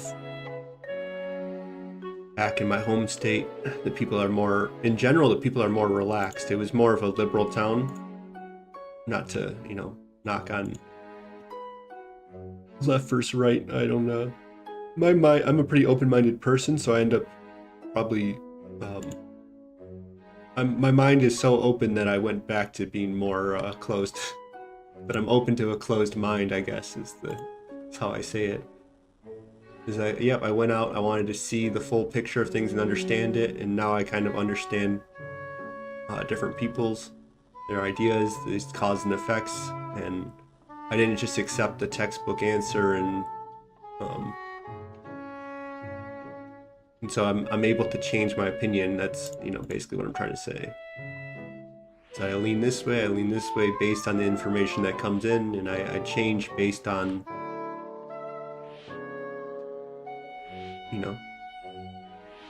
my experience.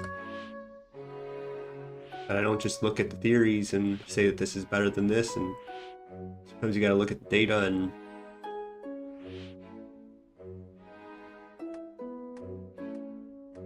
but yeah, I guess living with too many people like that, and you see how anxious they are, and you realize that's the foundation of their beliefs, this scarcity mindset. This scarcity mindset makes you think that you gotta divide the pie up instead of making more pie, and let's go make some more pie. And yeah, I don't want to go into my full left-right. I have beliefs on both sides. I can make everyone angry, is what I'm trying to say. But I'm not that strong in my politics anymore, I guess. I don't know. I just don't want to get into politics on stream. That's just not a good idea. Okay, so I have some theories. Let's do that instead. Is that there's at the root of politics, I think, is tribalism. Is my claim I'm gonna make. Is in our minds we have these mechanisms that overwrite our rationality.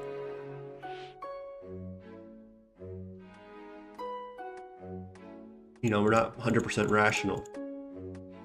We have hormones, we have all these things that kind of go. And, one of them is your ability to join tribes. It makes you, literally, there's chemicals that release that make you delusional to believe in your tribe over outsiders, right? Which is why I think politics is so, it's not a rational thing.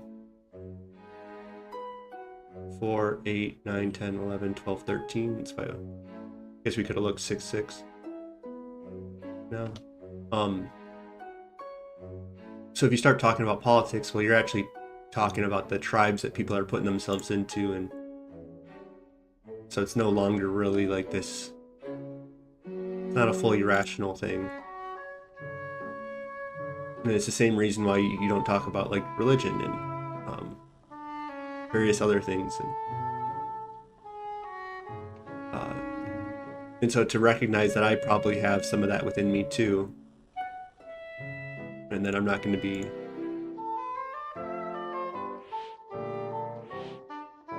I'm going to have some cognitive biases, I guess,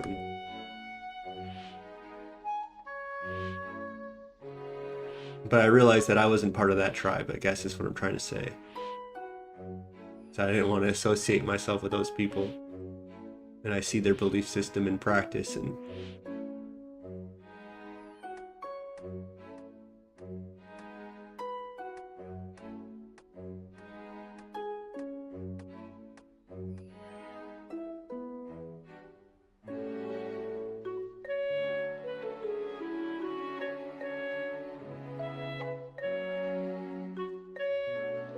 I guess now is a good time to check what my XP is and how much more we need and how long it might take us. So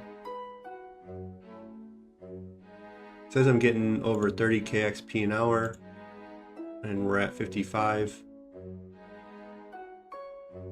And so once we get going on this, we'll go ahead and pull up our calculator again.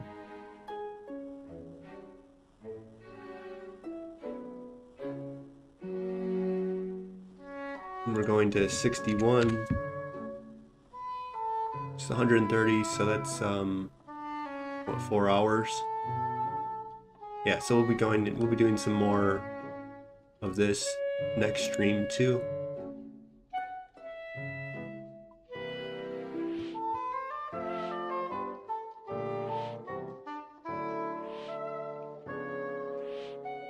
Maybe I'm just really slow at this, but I thought you're supposed to get like probably over 50k. But, you know, one, I might not be at the best charter, but I kind of like going to this one because there's very little competition. It's close enough.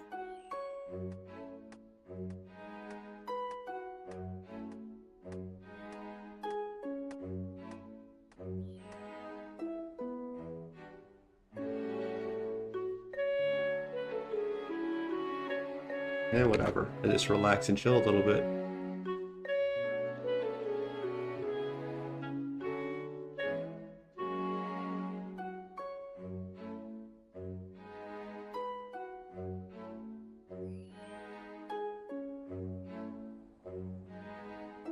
I switched up my diet, and I started getting heartburn this morning. Maybe too much red sauce. So I don't know if more coffee is gonna help or probably make it worse, but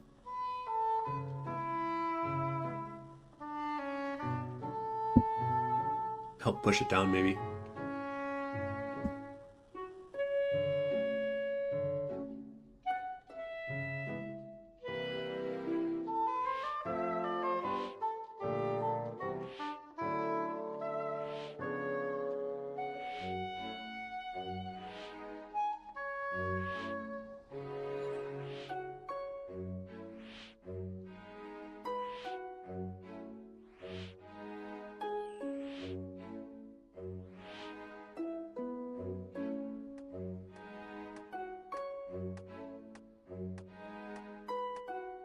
I'm gonna double check how much XP I need because it feels like it's more than I'm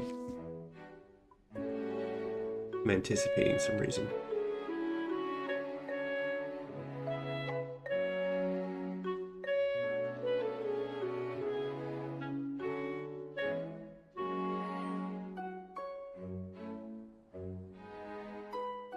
Yeah, 130k. 4 hours.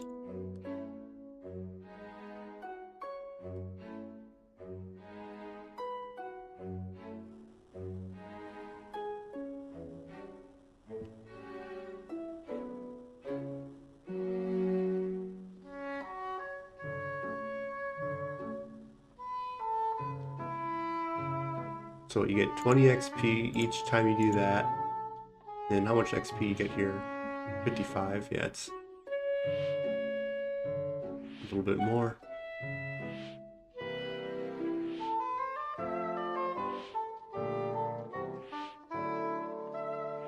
I was just wondering if when I start doing my video editing, if I just want to do some AFK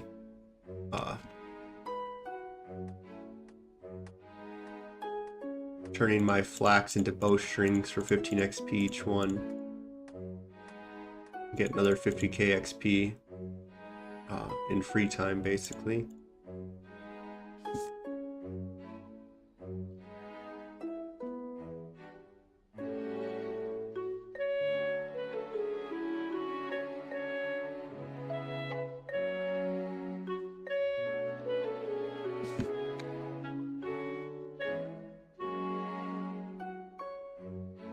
And so yeah, 61, that will let us boost up to make our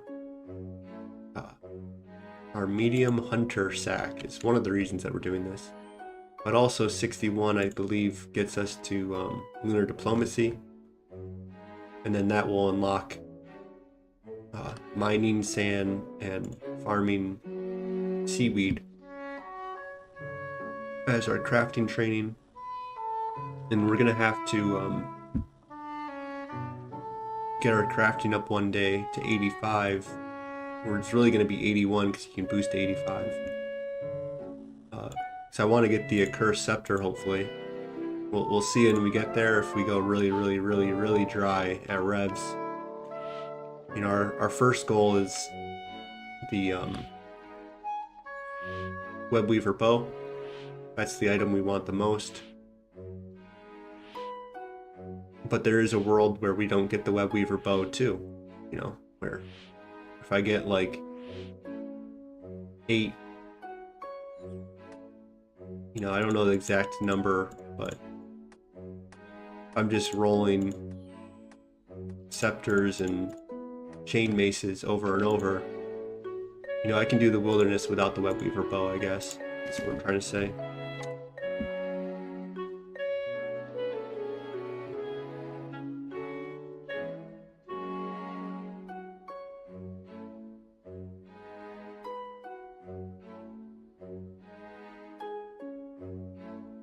Okay, so what I think is in my head is that I think, you know, I would be doing my Rev Cave tasks until I get an effective weapon. And so then if I'm doing my Rev Cave wilderness tasks and I get a bear task and I have an accursed scepter, well, I might just use that instead of waiting for range to do that.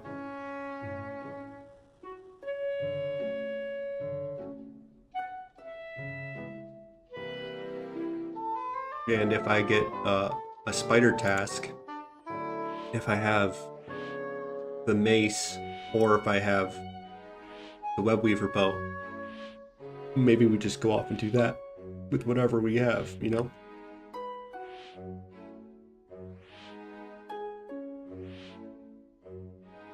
And so then if Ardio and Spindle are both done, and I just have Vedion left, because I don't think there really is a wilderness task for him. You can do Hellhounds and maybe go and do him, but I don't know. I want to do that. But I think at that point I would just go and get the zombie axe. If I don't have a mace. If I got both Voidwaker pieces. And I'm just waiting on Vedion.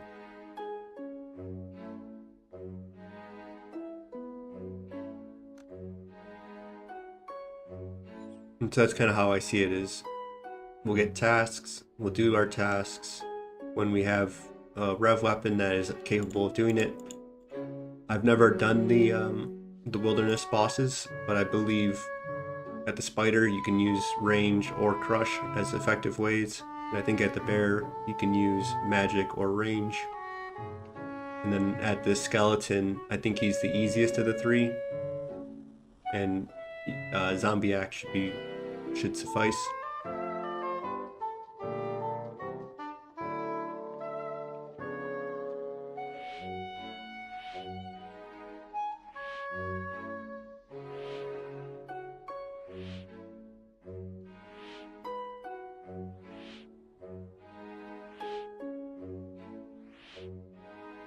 Alright, let's check. Yeah, no drop frames. I think it was just that world. A half hour ago or so. Maybe not a half hour, but I thought maybe my internet was going down. And our stream is up and healthy. Our playing has been healthy.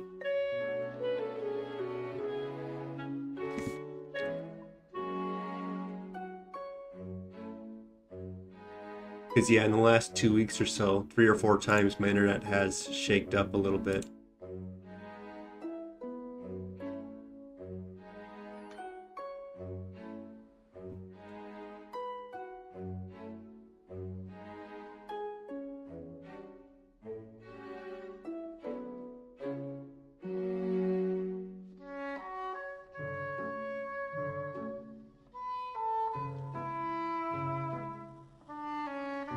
And so yeah, I switched up my diet. I'm going to the gym, as I said before, too.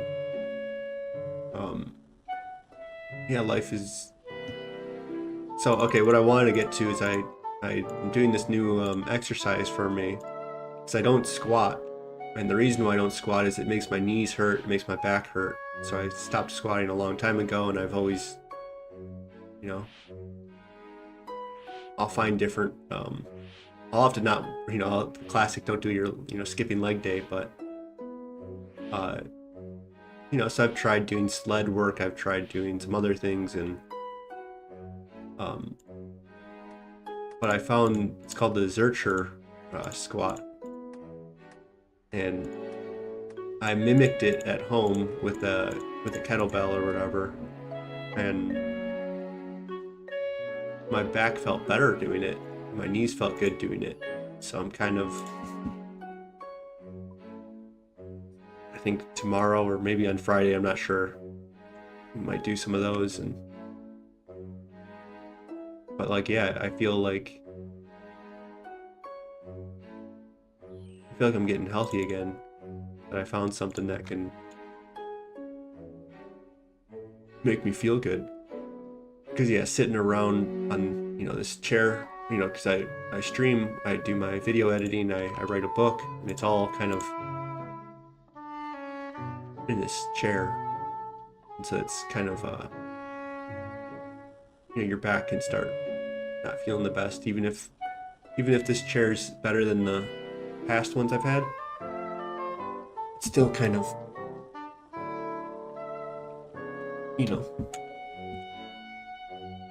day after day, writing from 5 a.m. till 11 p.m. and spending, 80% of my time on this chair probably.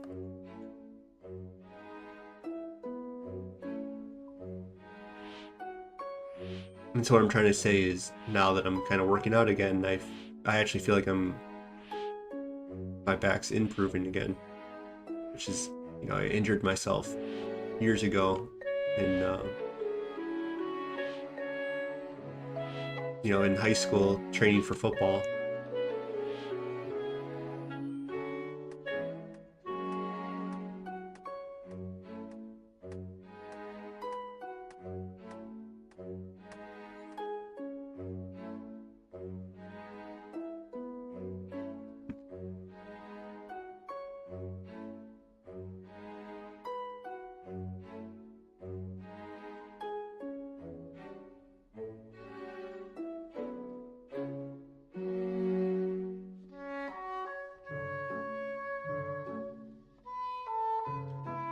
And so yeah, I hope this new exercise I found is going to be, it feels like it's already invigorating me, is what I'm trying to get to. Is that I already feel like I have access to my legs again. Like I enjoy the feeling. I feel good.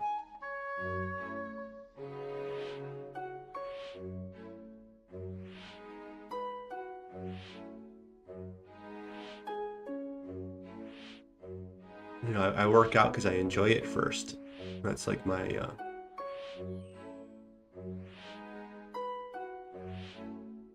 something I always enjoyed doing.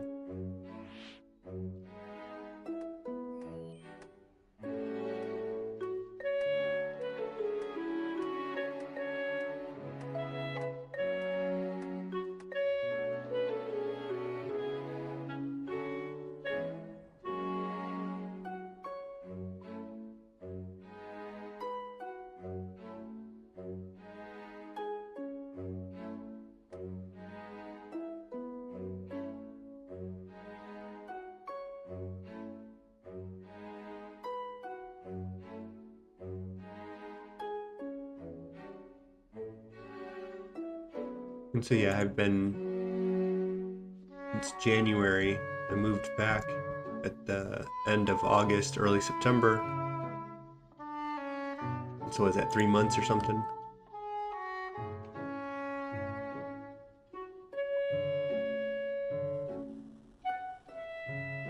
Yeah, it just kind of feels good to not be, as I said, I was in that this region of the world that just felt very fake to me and very performative and very anxiety driven.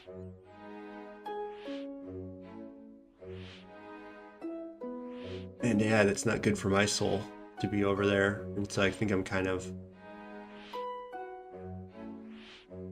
relaxing back into my more natural state and, kind of remembering how I got to this natural state to begin with.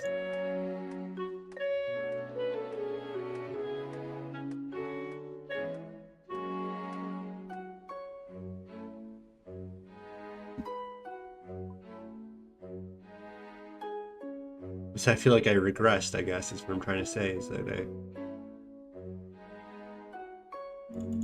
I remember the day when, as a kid, I didn't want to call and order pizza and go out in public and order, like at a restaurants, and just not interact.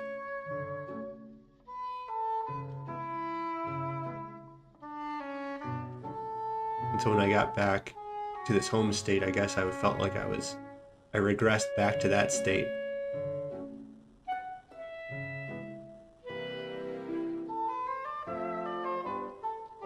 And, well, I guess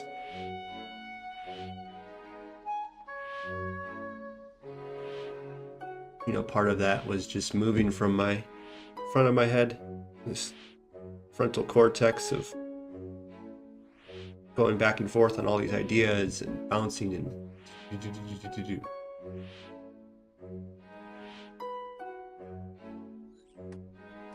and I feel like that's more of a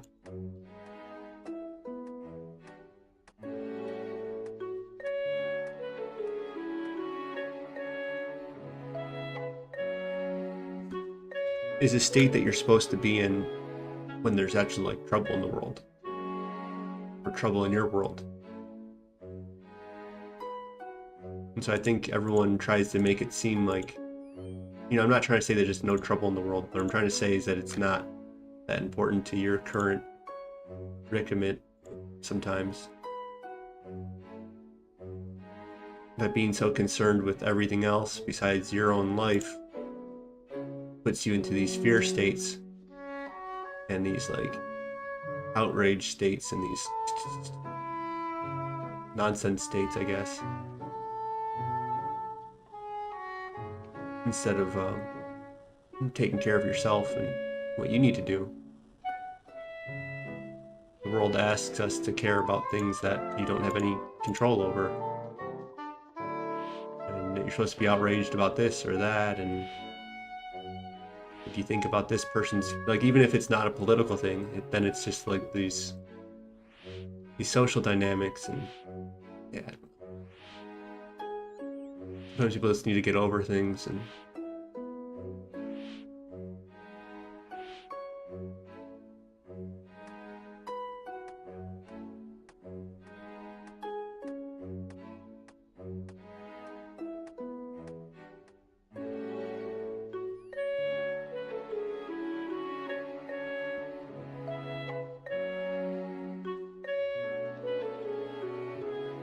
so yeah, I'm kind of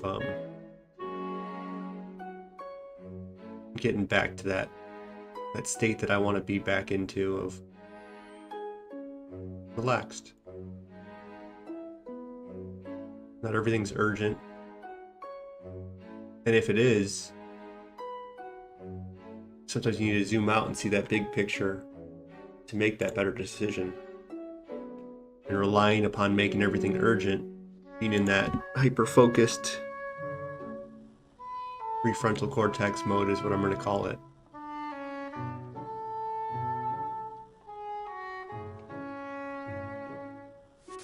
Doesn't always improve situations. You can make snakeskin shields, colossus pouches, and diamond necklaces.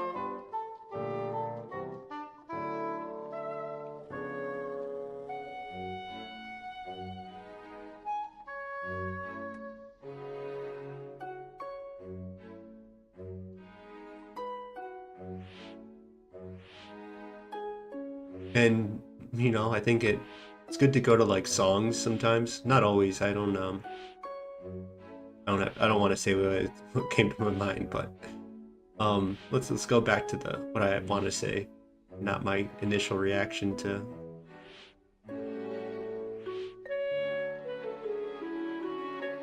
You know, because I can always put down. There's always a reason to say, oh, but in this one, there's an exception to what I'm gonna say. So I don't always have to lead with the exception and preface everything.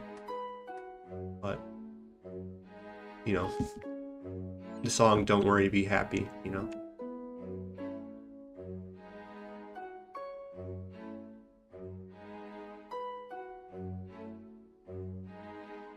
If you're always worried, you make it double.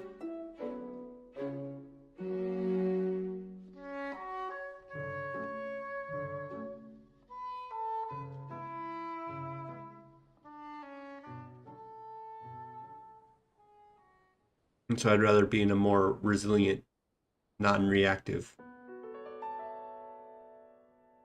not having my brain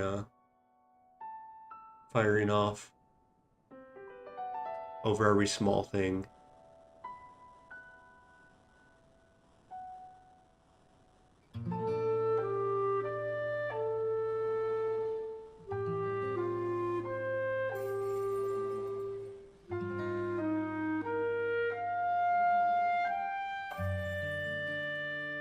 And sometimes you just have to blow some glass.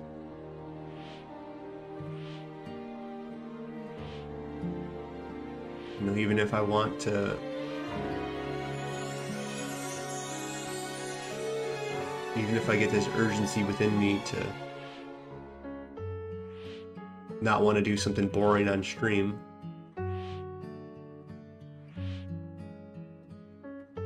relax and go rant for an hour.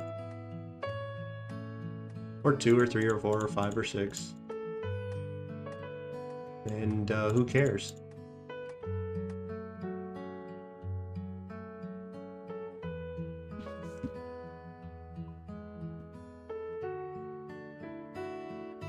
You know, not to get sucked into having to produce this dopamine, like high dopamine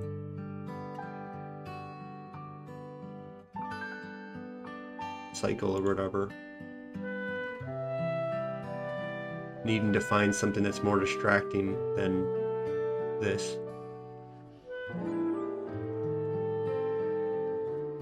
Yeah, get out of the trap. See that I was getting pulled into a loop of wanting to avoid something, and just do it.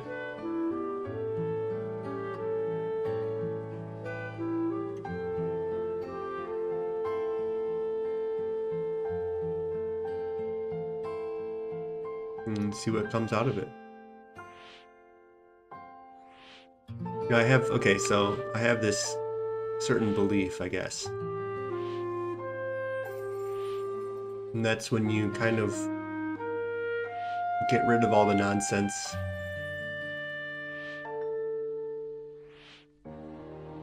You kind of get into this state where you realize that you were filled with mostly nonsense. And then from that state, you slowly start letting your own willpower is not the right word.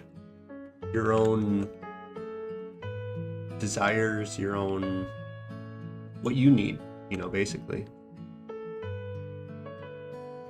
You know, taking, you know, prioritizing the things that you can be doing rather than, you know, so the person I worked for, my uncle, I looked at him with more pity than anything. You know, it wasn't like I definitely was filled with rage at different points. I was just like, I don't want to go into that, I guess, of just like, I'll just say it quickly of, you know, moving my whole world halfway across the world for someone to help put out their fires, they said.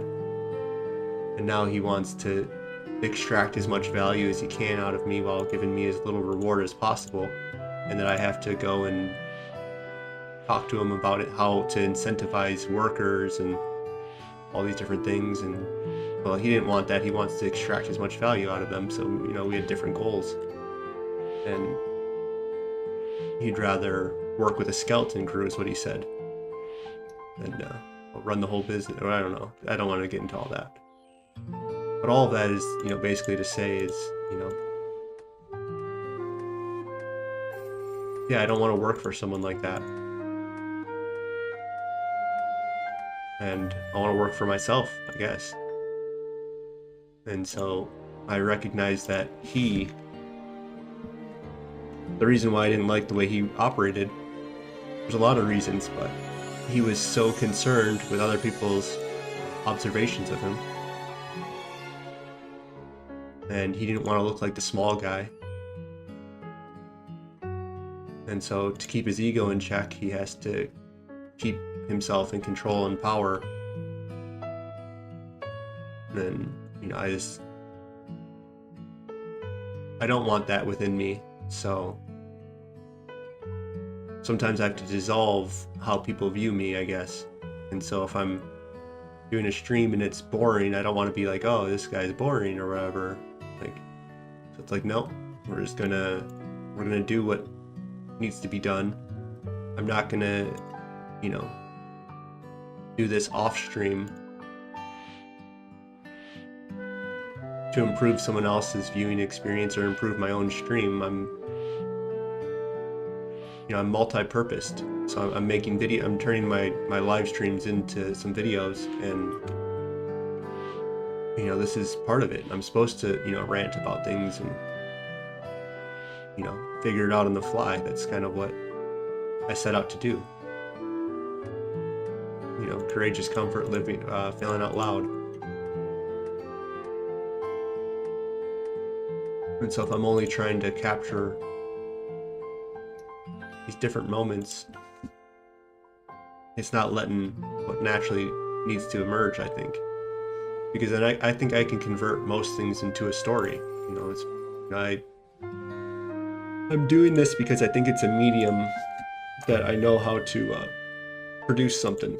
You know, like if I was to have to like draw or write a book or whatever, I feel like I couldn't make a YouTube series out of these different things. I couldn't, like, it's hard to make a story out of nothing. And so I think I want to be a storyteller. And so right now I'm not telling or maybe I am telling a story, but, you know, so I'm trying to document my experience and trying to improve to a certain extent. And then I want to convert that into a story and see what I can make sense of like these things that I realize, these things that I'm doing, these tendencies I'm being drawn to. I want to present it authentically and then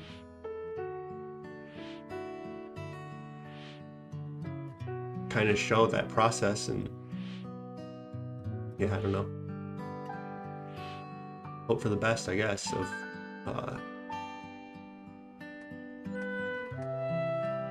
I guess my idea is that, like,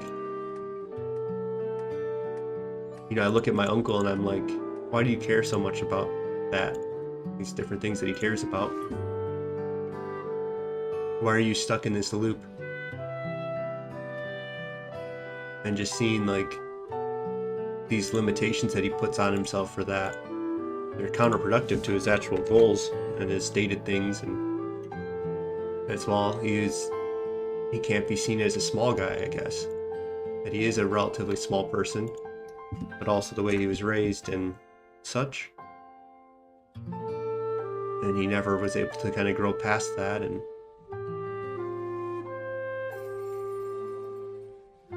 so I'll try to grow past what I can. And maybe I'll succeed, maybe I won't.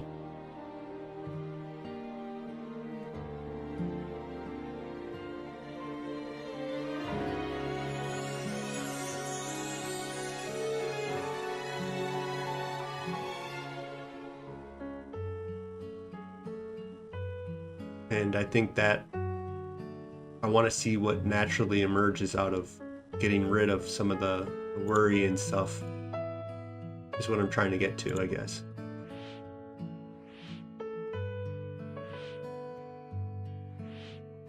you know, I set this course up or whatever, set this path, I mean to say, of like, I see this destination over there and just put the boat in that direction, and whatever comes out is just going to naturally kind of come out, I think.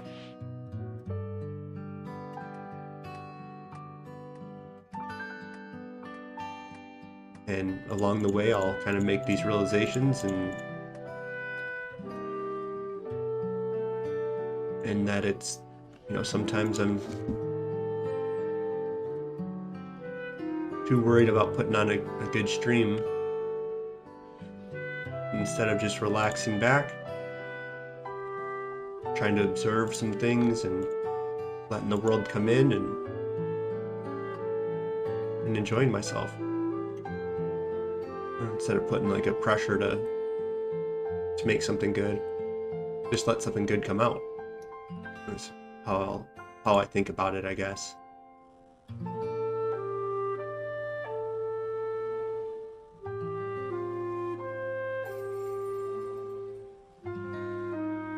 And so yeah, I guess I had a few days off. I forgot how to stream. That, you know, if I'm going 4 days on, 3 days off. And those 3 days off, it feels like, oh, I kind of have to reconfigure myself. And so then I was like, oh, what am I going to do? I have to, like, I don't want to do what I kind of, last week I'd set myself up to do this. Do this boring sand. And I want to get back to doing something that a little less boring, but still not my ideal content. That I just want to get to the PVM, and I just want to, like, you know, get all these drops, and, you know, I don't know, is it to like prove to other people something? I don't really know what that is. 1, 2, 3. You know, that's not why I set out to do this. You know, I want to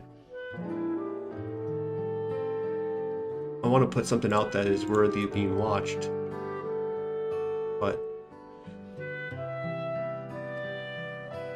you know, I guess I'm viewing that more as, I want to be more of a storyteller than a collection log person, or a challenge like this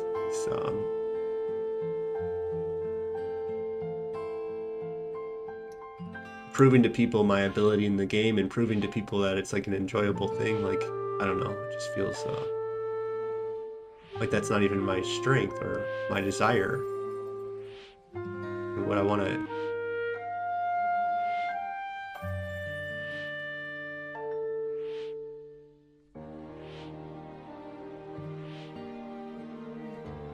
but, you know, I can get into my own head of like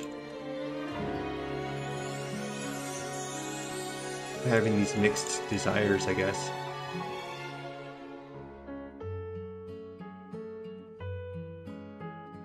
Is that, you know, I released a video, and like 2 weeks video did really good, and so I was hoping this latest one that I came up with would do, I thought it would do better, and it might. It's around the same trajectory. I think it's even doing better than the last one, but I guess this anticipation on it is making me you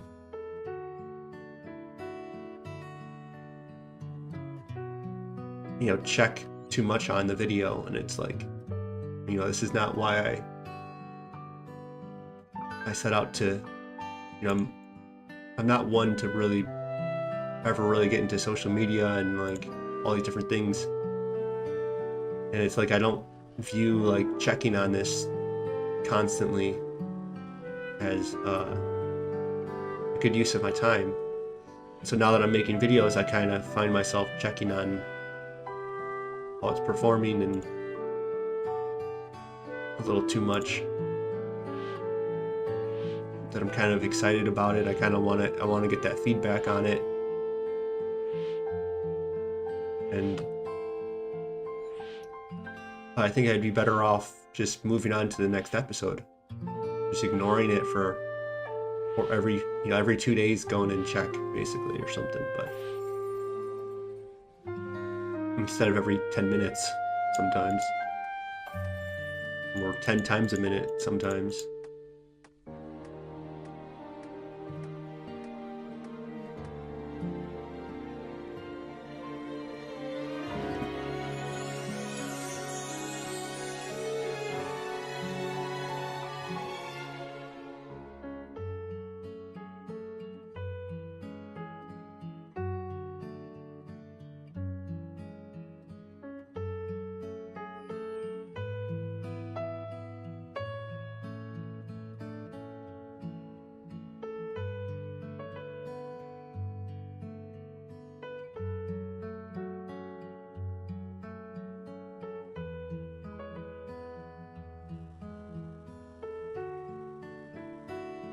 And so yeah, I guess if I spent more time, I guess I started this rant a while back ago, but at some point I'd said, what did I say? Something along the lines of, being in that reactive state, to checking on this to see if I got views and all these things, and I think I'd be better off just making the next video, so that way I'm not rushing on the, if I want to try to release once a week, but then I don't, I do a little bit on this day, a little bit on this day, and then the last day comes and I'm rushing to make a thumbnail and trying to figure out how to connect everything that I'm writing about in a way that is good, and now I'm doing all the voice acting and all the everything, like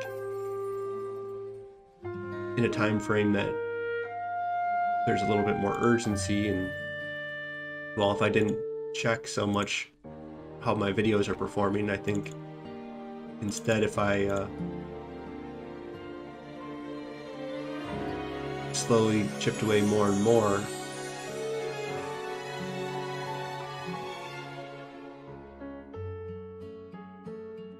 I could make better videos, and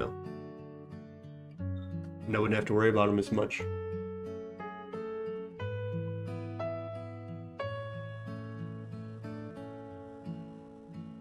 Or said differently, that yeah, if I spend more focus on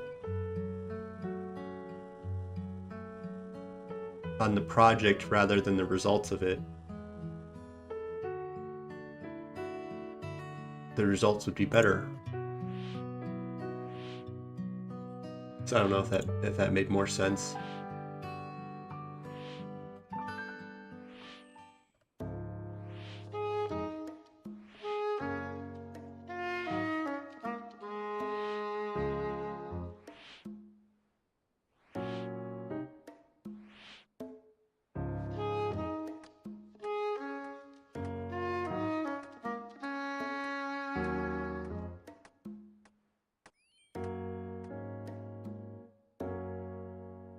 And so I started this whole thing talking about like efficiency. And so that's kind of what my point is sometimes, of worrying so much about efficiency sometimes misses the grander picture, and worrying about how your time is deviated or spent, I meant to say. Delegated? I don't know what word I was going for, but it was a D word. But, worrying about,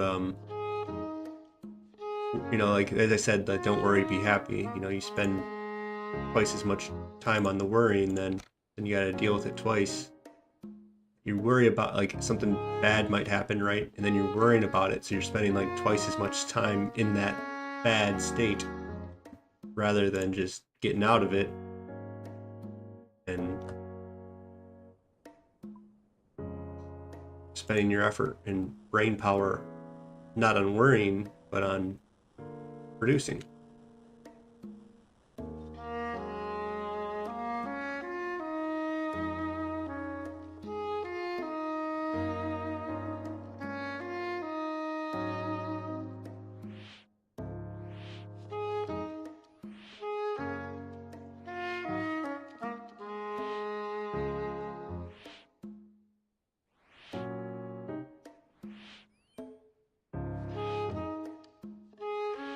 It's almost like I need to put a blocker on my, like some type of blocker. Okay, so I guess what I was thinking of like, this workstation I have, or whatever you want to call this.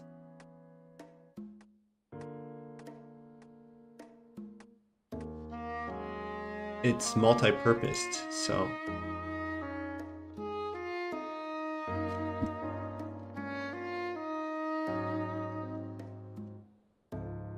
if I sit back and watch something and I'm relaxed, or if I'm up and I'm doing my video editing and I'm also then going and checking on my videos and whatever else, it's all in one spot. And so then that kind of gives me permission to do them all at any point.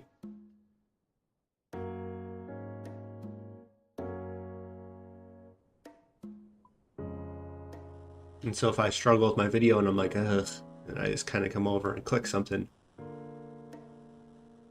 I'm giving myself easy access to distraction.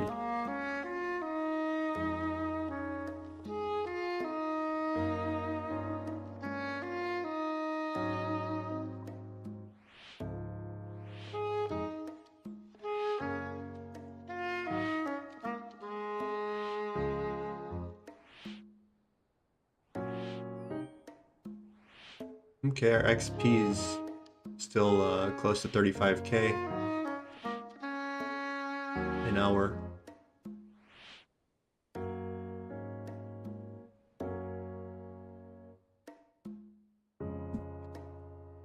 And yeah, we got about another 100K, so 3 more hours. We got about another hour on this stream.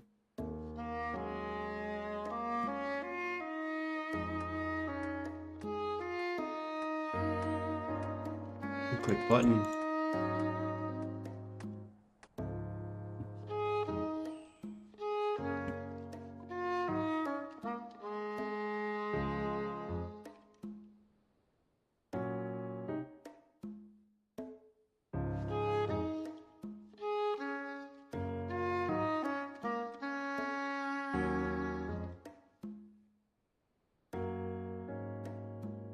And so yeah, that, I guess everything I'm trying to say is like,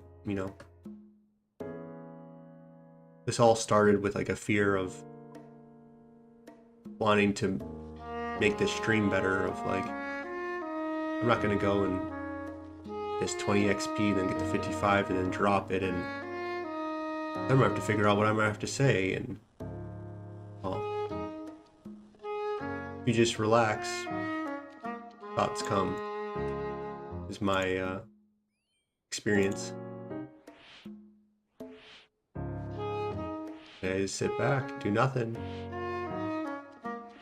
and something emerges. I don't have to actually produce it.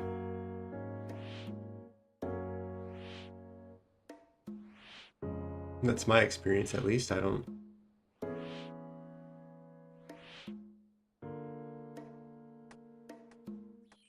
The more I pause, often the better my thoughts are.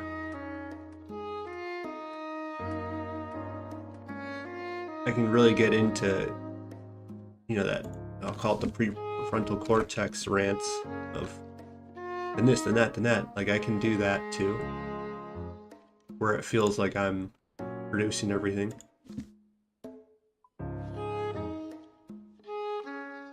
Or I can chill.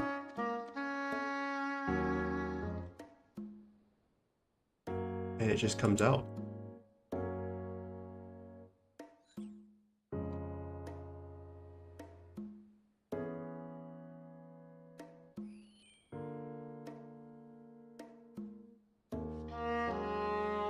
And, for better or worse, that's just a better psychological state to be in, at least for me. Because I don't want to feel like I'm in a state of having to perform.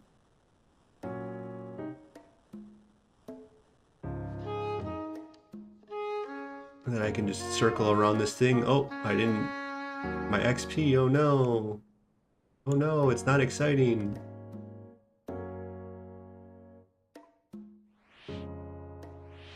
Well, you just click button, continue on, and thoughts come out.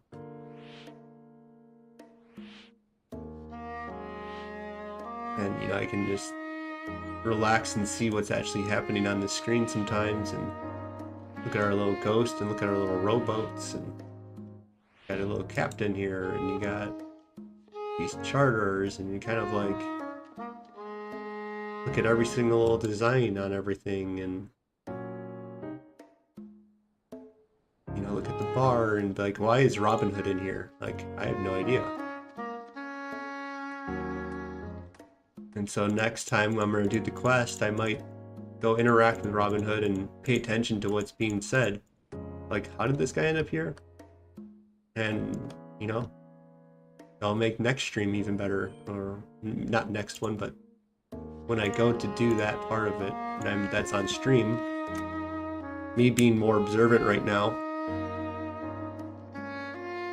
might make for a funnier tale in the future when I actually do pay attention to something that I normally might not pay attention to. And I might not pay attention to it because I'm trying to produce something or perform something or whatever.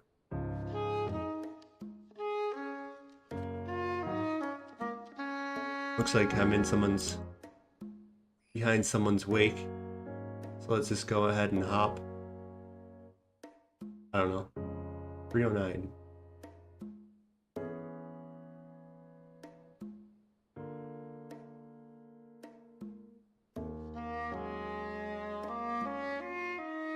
I think we need like 5-ish.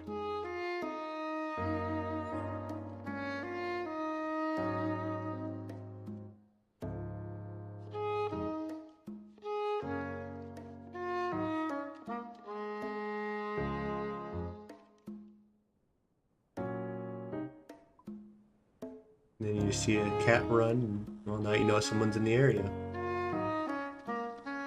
For some reason this cat reminded me of the Matrix, of you know, seeing a cat. Glitch in the Matrix.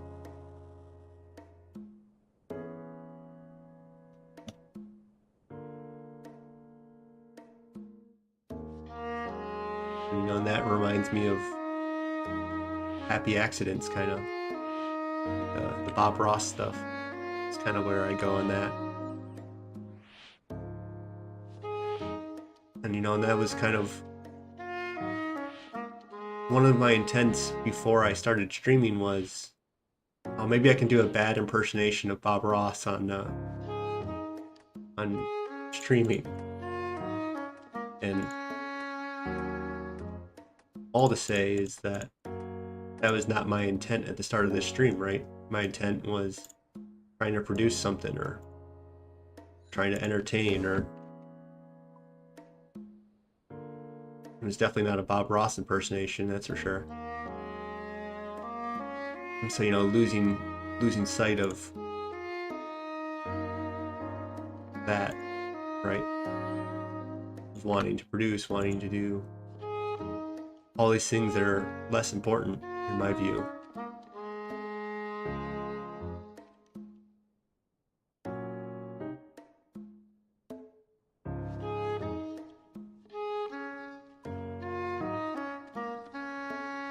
And yeah, I don't want to copy Bob Ross, but it's just like,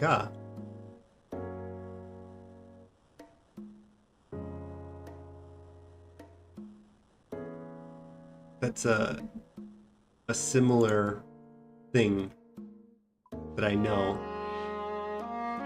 Someone going up on a camera and just performing.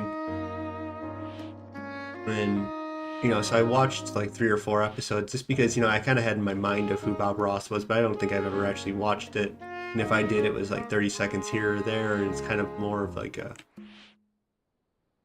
just this memory of that guy, I guess, more than actual lived experience of watching and following along or anything like that. So, you know, I don't know him, that didn't really like have that strong of an image, besides that I knew that he was just like the happy accident, basically. And I knew he was a legend just from the small moments that I caught of him, right? And so yeah, I went back and watched it, and I realized like he wasn't that good of a public speaker. Like you can see him get nervous, you can see him like look away from the camera a lot and like do all these like little small moments, and I realized that like it just didn't really matter, you know.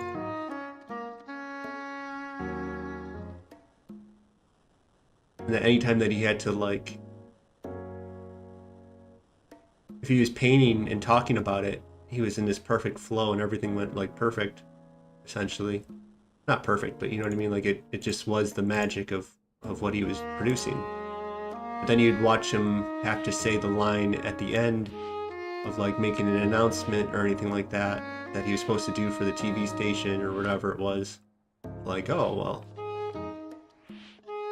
here's I don't know if a fundraiser, but that's what came to my mind. Like if you had to announce like a fundraiser or had to announce a PSA or whatever, he was not doing his magic.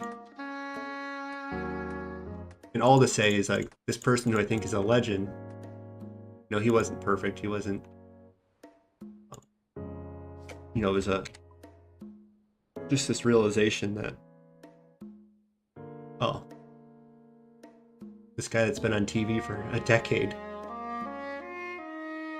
At the time, like the episode that I was watching was him wasn't one of his early episodes. And he still wasn't fully comfortable and confident and perfect, and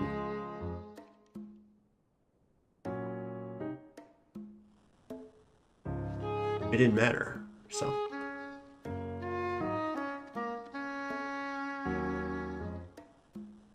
And so, yeah, I can do my...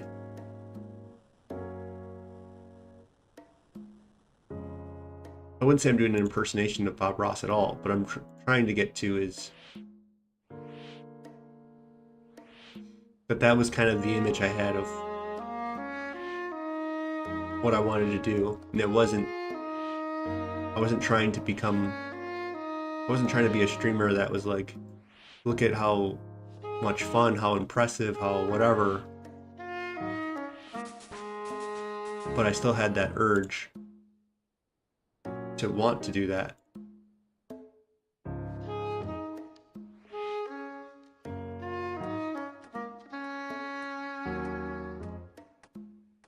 And so now that I zoomed out, now that I calmed down, I kind of remembered some of those. That, hey, you know,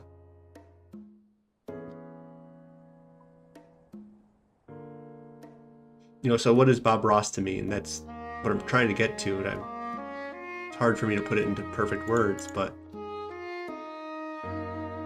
he always says lines of like,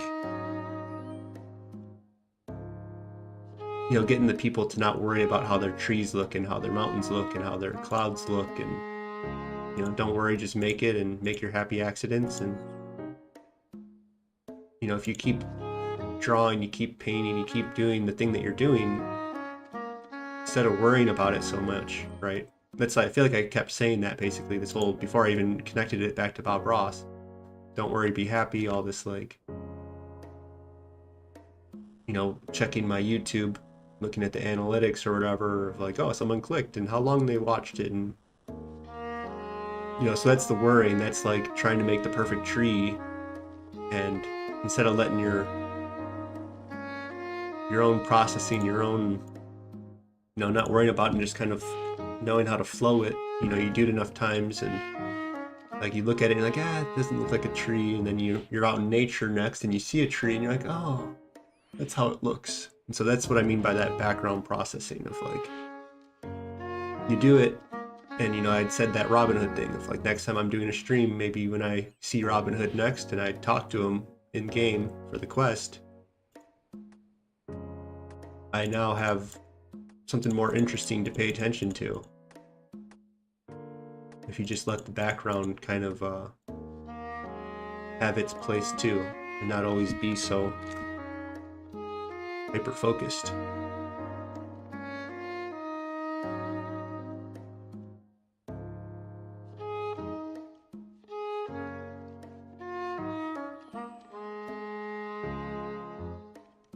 And, you know, we all arrive at to where we're at. You know, I wasn't a fully conscious being with, you know, even right now I have a bunch of limitations, but what I'm trying to say is, you know, at once I was a baby, and I had parents, and I had a culture, and I had all these things that were in a state where you have zero feeling of any control, right? And so a lot of this stuff was, you know, put on me, and a lot of it for good reasons, and reasons that I'm actually grateful for to a certain extent, right?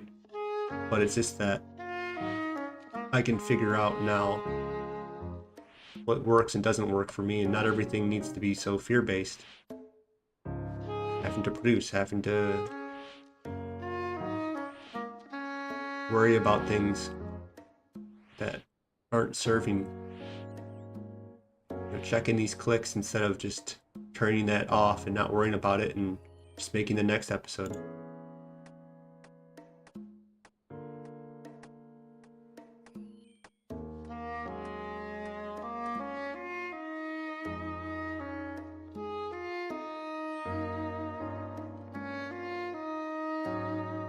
And yeah, maybe I'm gonna make a bad tree one day, and then I'll pay attention to how to make a good tree when it just naturally comes sometimes.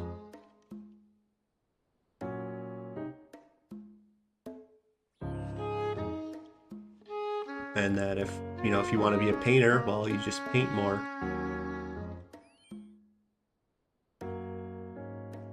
And when you're out doing your life and you take a shower and you're out and you actually see what you paint, you have an, oh, look at that.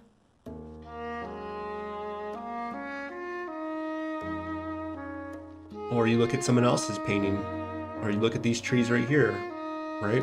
Like, oh, that's how you could simplify a dead tree, and look at how it kind of, it has this organic looking thing where it just kind of slobs together, and I'm always trying to make mine symmetrical, but look at this one, it looks kind of interesting where it kind of does this.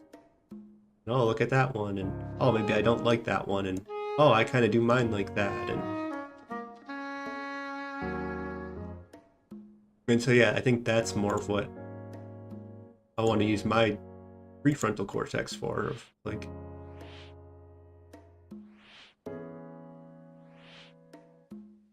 to be in this state of curiosity, to be in this state of creation, to be in this state of open realizations. And, you know, I think that is what this whole episode I think is about, was that kind of line right there of using the tools that I have appropriately.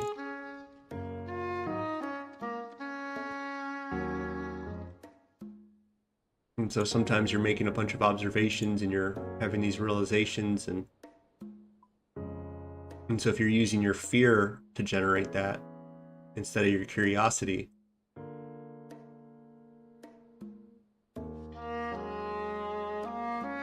you know, the only time that should occur is when you're in a fearful moment, a moment that is worthy of your fear.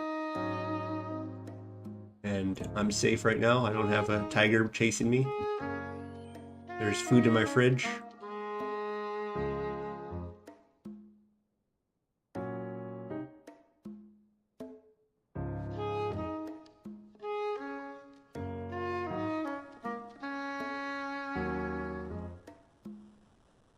And if I have a fear of the outside, you know, of like, oh, the economy is going to get destroyed, and A, B, C, D, whatever worry that you might have,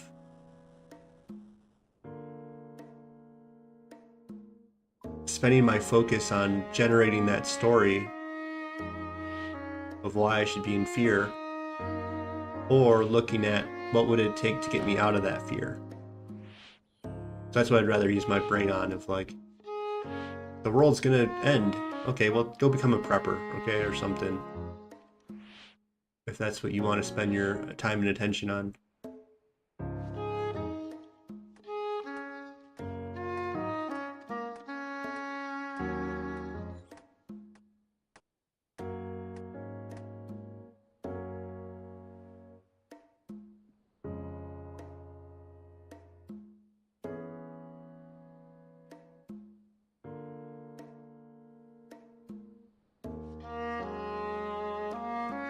Okay, so 5, and it's 12. Well, let's do 12 and 14 for now. I'm actually just gonna drop them because it's gonna mess up my count next time, and then I'll have to start thinking more.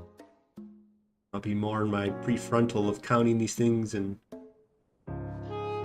this soda ash that's 0 coins. The efficiency within me wants to like, oh, I don't want to drop it, but it's like literally, so that's one of the things that I go through of like, I'm so efficiency based sometimes that I missed the mountain or whatever, however that line goes, right? These soda ash on the ground, we can let them go. If I'm playing Skyrim or something, I don't use any of my potions because I want to make sure I have them when I need them, stuff like that. And so it's to, sometimes you got to get out of that scarcity mindset. Let problems occur and then react and deal with them when they occur. You can get ahead. I'm not saying not to. It's not my claim, but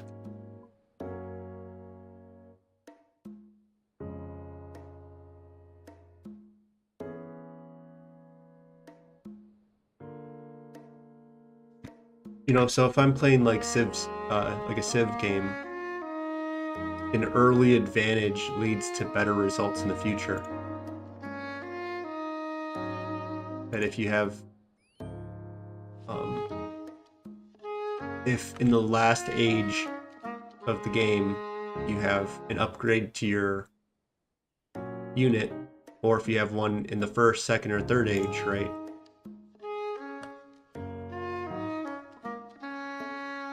You can often get more benefit from a small upgrade now than you can from a big upgrade later. And so if I'm always in this scarcity mindset and I'm preserving my possible advantage now so I don't run out of it later, I could have had more if I just relaxed and used things. And so that's kind of like,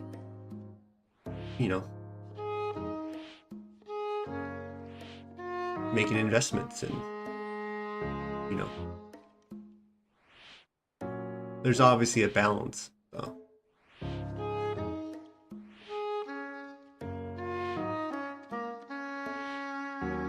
But all of that was just to say, trying to maximize the value of every small little thing to get the most efficiency out of it isn't quite what's best, right? So that's what I'm trying to say. I'm not trying to make an argument that you can never look at how to utilize what you got. Just that,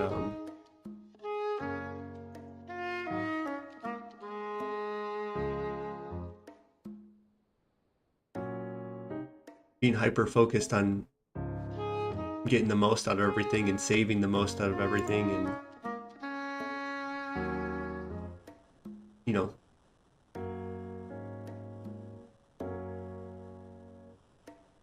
maybe there is a little place for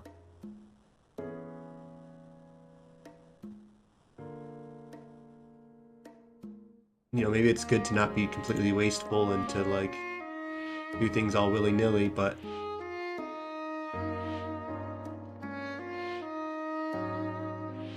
it's to recognize that there's more resources out there than you think, I guess. But there's a game I like that I don't think anyone's going to know what it's... Maybe people will know it, I don't know. But called Heroes of Might and Magic, and it's the third one, is the one that I play. And, as I got older and I got better at the game, it was recognizing all these resources on the ground and not picking them up. They're not actually worth your time, that you're actually spending all your movement points. That your movement points are worth more than the resources that you're going and grabbing. And so it's like dropping your lantern lenses and everything like that.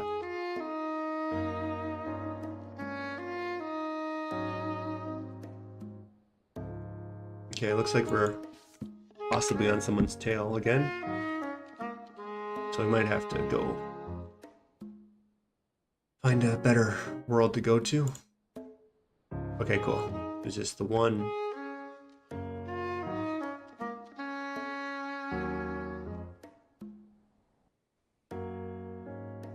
And so yeah, I don't know.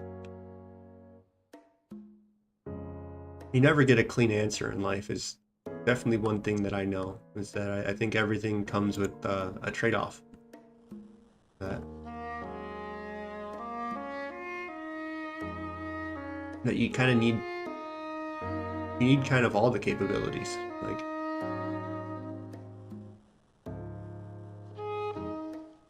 you know, sometimes you have to be up here, sometimes you got to be back here. And I think I said it good earlier of like, I'd rather curiosity be primarily when I'm up here. It's more of making these connections and seeing these things and, oh, that's how I could do it. And like, oh, wow, this, you know, rather than like reacting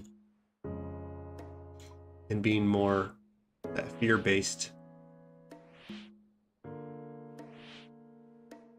Is to convert my fears to curiosity is essentially what I think that's maybe the cleanest way of me saying what I have just said in the past hour.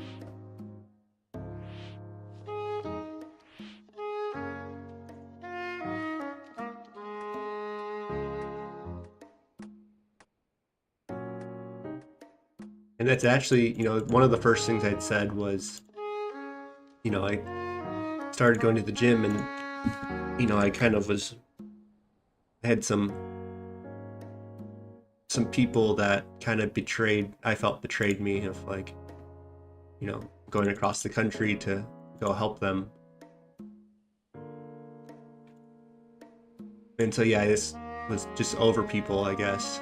And so I was kind of going to the gym and just looking down and not making any eye contact and kind of just doing my thing. And I wasn't really feeling like I was, it didn't come from fear, but it put me in a fear state because I had no information, and I wasn't actually out and observing the world and taking it all in. Instead, I was just kind of looking down. And so you can kind of, you know, I have a pretty active nervous system, I would say. So maybe it's just the me thing, I don't know, but I feel like because I wasn't taking everything in, I was kind of, I was dealing with less information. You know, me looking down, I have no information to go on. And so my body is producing this, like, almost like a fear state of like, hey man, look up, there might be a tiger coming at you, you know, basically. Something of that nature, right? And so then I started observing the world again, I guess. I guess is the way I'll phrase that. Of, yeah, I'm not trying to have a bunch of conversations and be friendly with everyone, and, or maybe I am, I don't know, but it's, what I'm trying to say though is like, as a human being or whatever, I have the right or whatever to exist in the world, you know.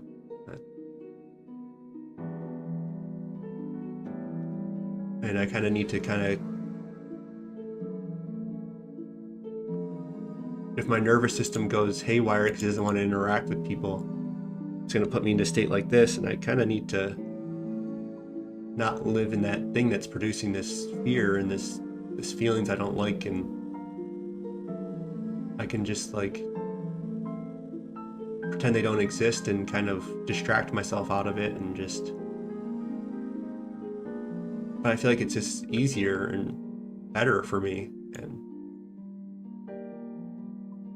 to realize that, you know, like, I'm a social creature or animal, whatever word you want to use, and it's good to, you know, to exist where you're at, and to kind of come into an environment and be comfortable in it and not feel like, oh, I have to keep my head down. And I think it's just better. It's not that big of a deal. Because yeah, that state, what I'm trying to get to also is like I would walk by my neighbors and my head would be down too. And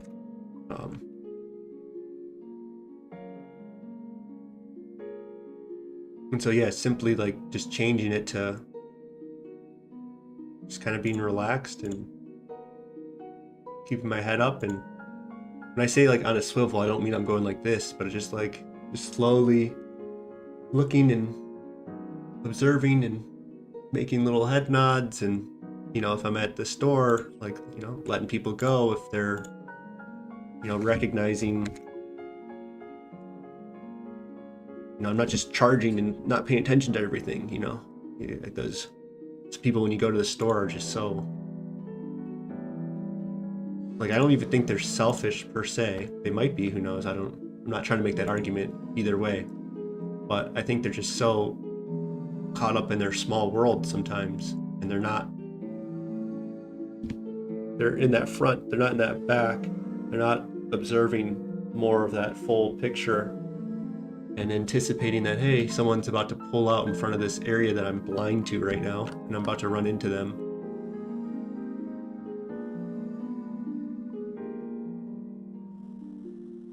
And so yeah, I just go and walk in the store, and it feels better to be more relaxed, getting to where I need to go, and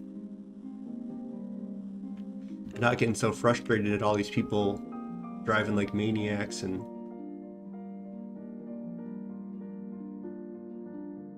getting frustrated with all these like all this, I don't know, like low level or people so caught up in their little minds. Like I don't have to get reactive to that, I guess is what I'm trying to say, is that I can proactively step back a little bit, see the world, and realize it's just not that big of a deal.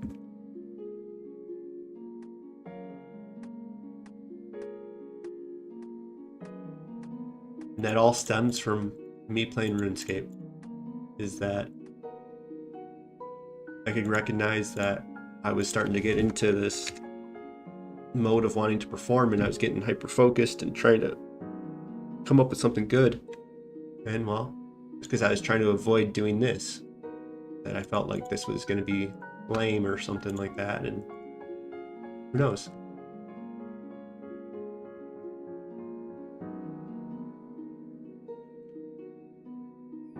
And so then, like, if I'm doing this account and I want to do it all like streaming, and some of it all AFK, and I have been, but if I like start making excuses to do things off stream just because I don't want to do them on stream, I think that's kind of not ideal, because, you know, I'm making these videos, and, you know, now I'm not going to have me getting my crafting up because I want to do it off stream because I think it's not going to be entertaining enough and whatever. And instead I can now make a whole episode on whatever nonsense I just spoke for the last 3 hours, and I feel like that's going to be a more interesting episode, me piecing together a lot of different things and having these rants and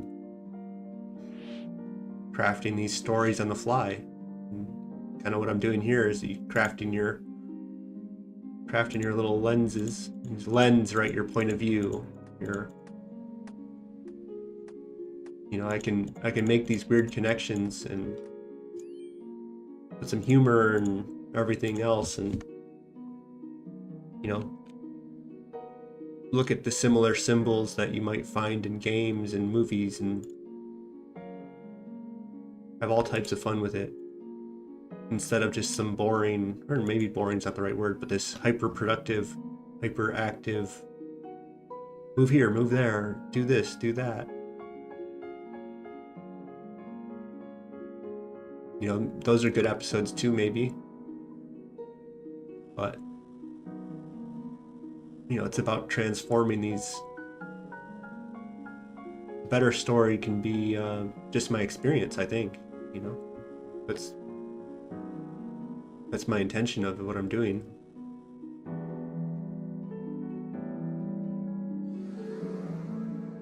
And so why don't I let that story emerge, you know? Because there's some type of fear. And why is there some type of fear? Because I'm focusing on numbers instead of my lived experience.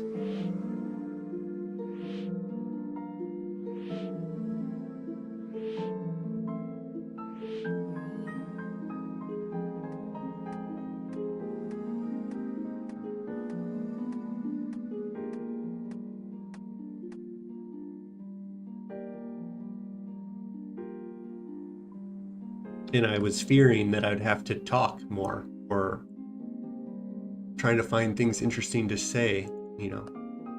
That was kind of why I was like, So what, we got 7 of those, 12, 13.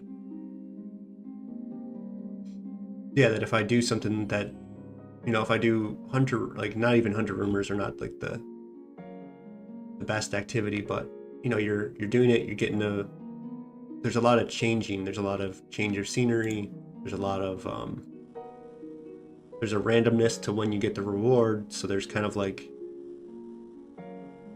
you're constantly, you know, I can narrate what's going on. Whereas this, it's like, I'm going to talk about making glass, like, you know. So when I realized that I had to do this episode and it's not the most engaging content, I wouldn't say my brain went into panic, but it went into like let's try to get out of having to do this. And for better or worse, I kind of have to remember what my intent of this whole project is. Well, it was to create relaxing streams was what my goal was on this end. Yeah, I'm going to turn these into videos and I want to make good videos out of them, and yeah, I want people to watch it, and so I want to, you know, make something worthy of watching. But the original picture was a relaxed stream. So why am I trying to get away from doing the relaxed part of the game and trying to find something more engaging? You know, I'm kind of moving away from, so I have 12 and 14, okay. Yeah, that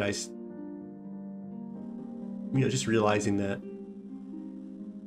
I was moving away from the things that I was intending on doing.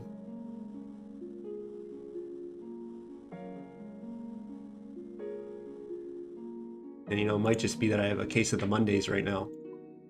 I haven't streamed in 3 days, and so I kind of had to kind of remember what I'm doing.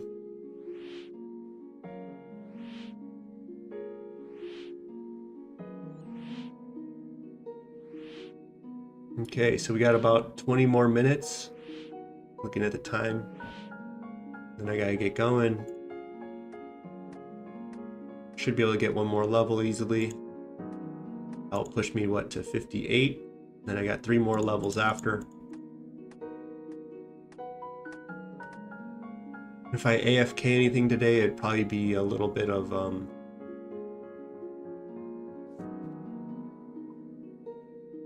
maybe I'll do some of those bowstrings. Otherwise, I would be chopping teaks, and you know, as I'm. Okay, so what, we got 6 of these. That puts me up to 10. 4. I get 9.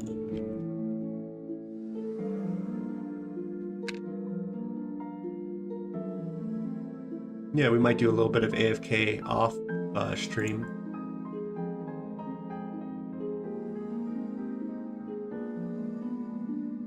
Okay, where are we at? Sorry, my mind's stopping to focus for a moment.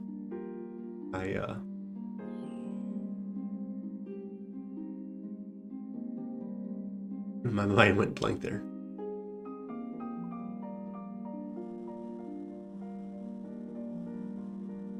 So yeah, we'll do some more crafting today.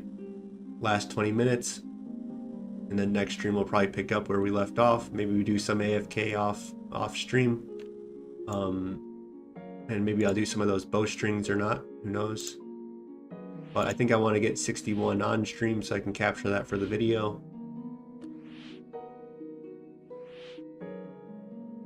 And then go and make my my little upgrade. And so for now, this little upgrade is the massive, one and only, medium hunter meat pouch.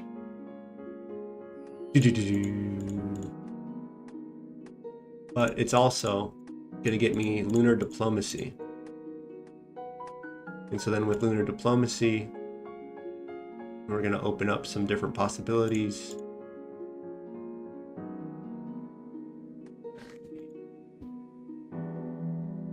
I lost my flow because I have to flow, I guess is what how I'm gonna phrase that. Because I recognize that, oh, can you sell lantern lenses here? Let me try next time. The urge to use the restroom came, so then I checked what time it was to see how much longer I have. And so I had 15 minutes until the stream's ending, so I was like, okay, I'll just hold it. But then it completely took me out 8, 10 of what I was discussing and just threw me for a little loop there. And so I think that's kind of a fun reflection on this whole rant that I was having anyways. Like, it really doesn't matter. Okay, whatever. I'm doing a live stream and I lose my thought. And I have these different things, these different human processes happening to me. Of like, okay, I can end the episode early. So I had all that bounce into my head of like, okay, maybe I just end the episode and go or whatever. And you know, I probably will do that in 5 minutes or whatever, 10 minutes. Or maybe I don't care and it goes away. But you know, I had to decide on that spot.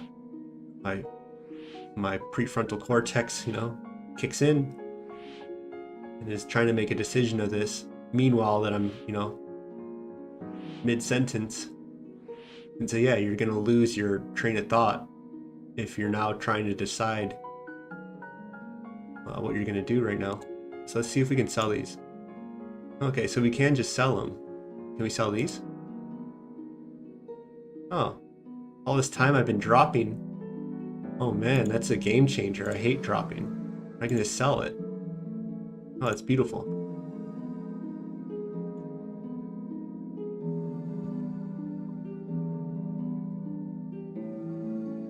Oh my god, I think it's gonna improve my speed here too.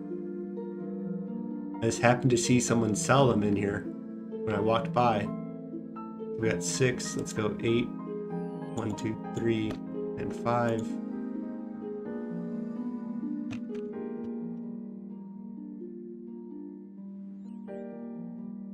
Well, I'm sure you don't get much money back, but you can at least get some. And yeah, I hate dropping.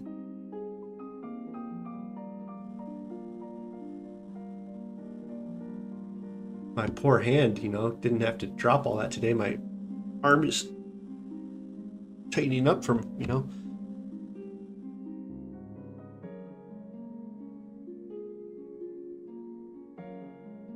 Oh, my guy stopped for some reason. You don't have any ore to smelt. Oh, I didn't buy enough sand. Okay. Or maybe I only sold like 5 buckets and I had these 2 that threw everything off.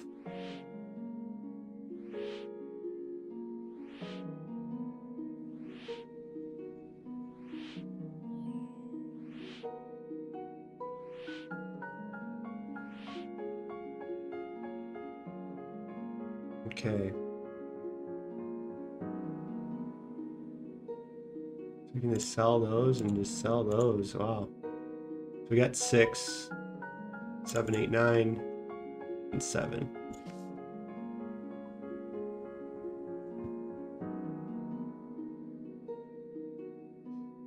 Of course, I'm gonna find out right near the end of the journey but that's just the way life works. If you knew everything at the start of the journey, why would you even go on it?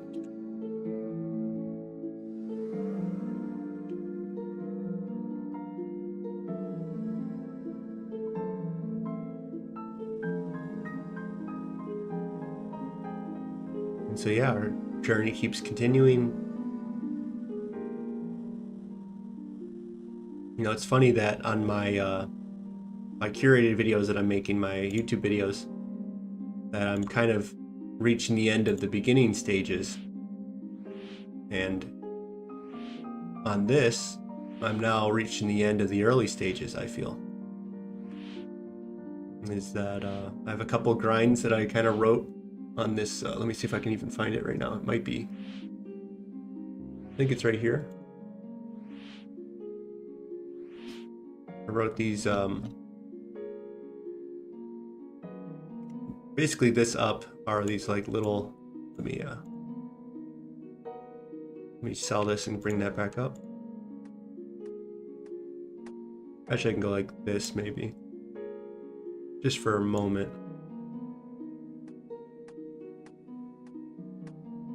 Is that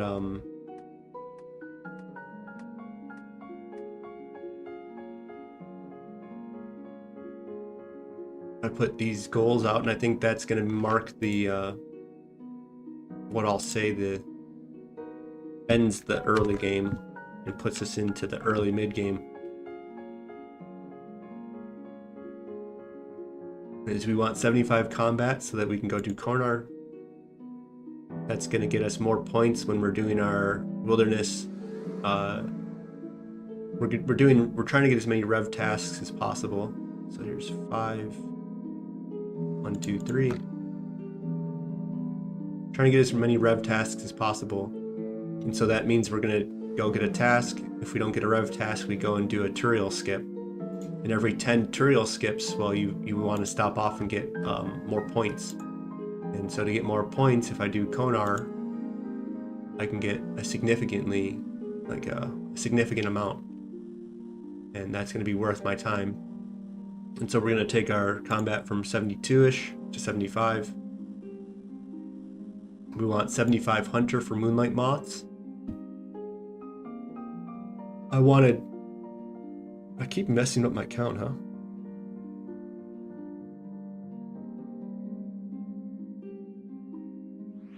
$75 Hunter, that's going to let me do Frost Naguas more efficiently. That there's Moonlight Moths over there.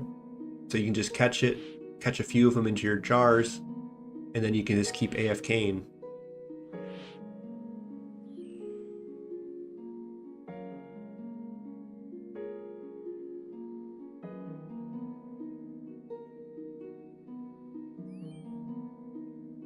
Okay, 3, 7.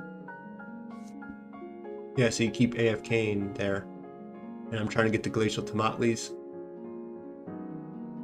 Here's our 61 crafting to boost to 65. That's what we're currently doing. But also 61 for Lunar Diplomacy and Super Glass Make.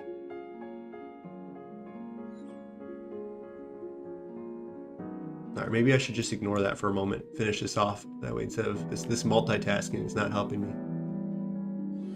And then 68 will let us boost to make mixed hide armor, but it also lets us make red D-hide. So those can both be wilderness risks, and you know, we'll see as we get there what that actually means. And we got our 74 fletching, so we can take that off. And this is kind of what I'm marking as the transition of we're no longer an early game. We're now getting into PVM after this point. And we're starting our mid-game grinds. And we'll be in the mid-game. So what do we got? We got 12, here's 13.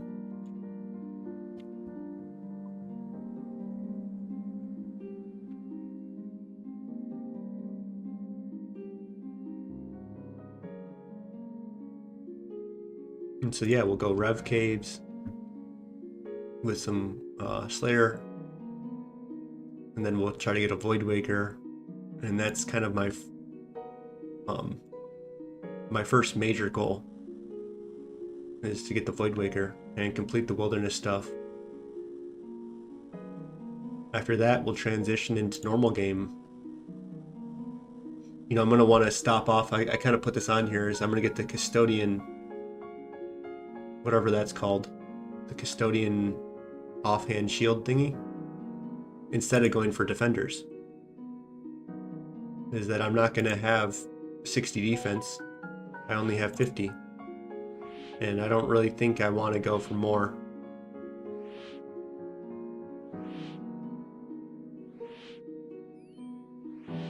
And I think it's kind of fun to see all these things that are in the game now and try to make use of them. And so that's kind of the bigger reason, is that if I get that offhand, it will kind of force me to do new content. And I kind of want to, so that's why I wanted to also get the Sunlight Hunter crossbow. I could have just maybe got a U short bow and used that for Rev Caves, but I kind of saw this as an opportunity to kind of try out these new things coming in the game, and it kind of all lined up perfectly of like forestry leading into Veil Totems leading into Hunter Rumors. It's kind of how I saw it, of like the log basket to then use at Veil Totems, and you also bring that when you're doing Hunter Rumors. And getting the Sunlight Hunter crossbow, you need your fletching up. And so I thought that kind of all flowed really good. And now that I have this effective one-hand weapon, I can combine that with the Custodian, whatever it's called, antler, whatever the thing is, Custodian. I don't want to look for it because I'm probably not going to be able to find it.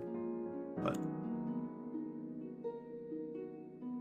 this antler guard, I think it's called, or something like that, is that it's a little worse than a defender, but I'm probably going to use it where I'm praying. And if I'm using it while I'm praying, the prayer bonus on it is probably going to be better than 1 or so strength. 2, 4, 6, 8. So we just need 5, right?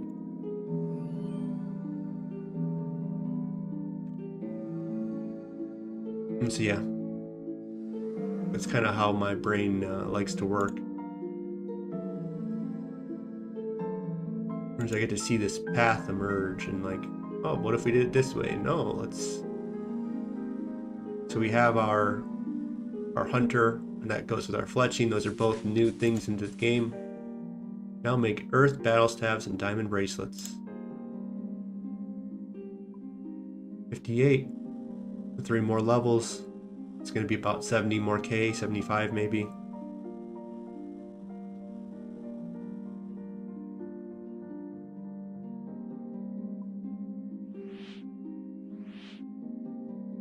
And so yeah, we have this new Slayer monster in the game. It's right next to Veil Totems. The stuff from Veil Totems, you get these branches, and you can use the Custodians to make more atlatl darts. So it kind of thematically felt like I was being led that way to begin with, that I could see the Custodian place from where I was doing my Veil Totems. I was getting this reward that I could use with those. I recognized that my defense wasn't the highest, and that this weapon could. So we got what, 6? So it's 11, 12, 13.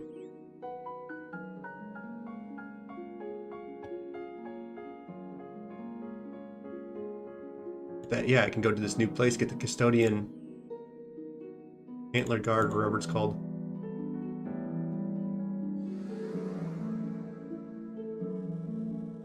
And that might actually be better than a Dragon Defender when I'm doing Slayer at different points, because I kind of prefer to often use Proselyte.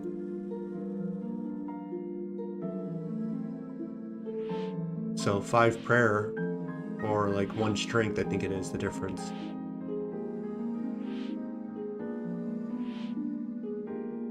It's also pretty close to, I'd have to look it up, the difference between that and an unholy book. You know, for mage, the unholy book might be better. I'm not sure.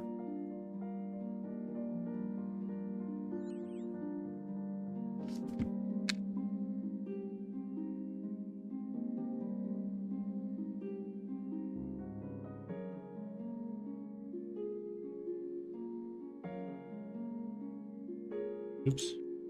Alright, what do we got? We got 12, so let's just drop 1 and just buy 1.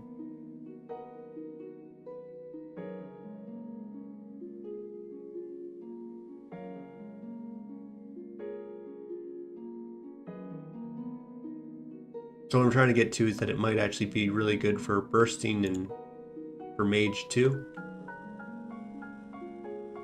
But maybe eventually a unholy book or a malediction ward will do better for us.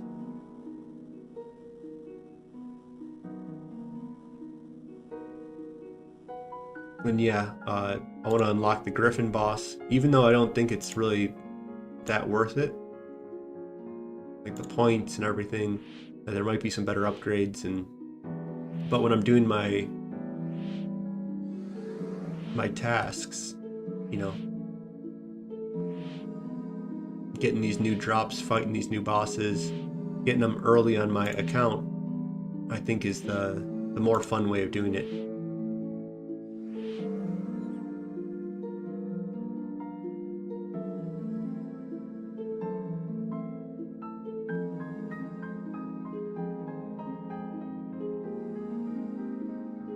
And yeah, looks like our stream is coming to an end soon.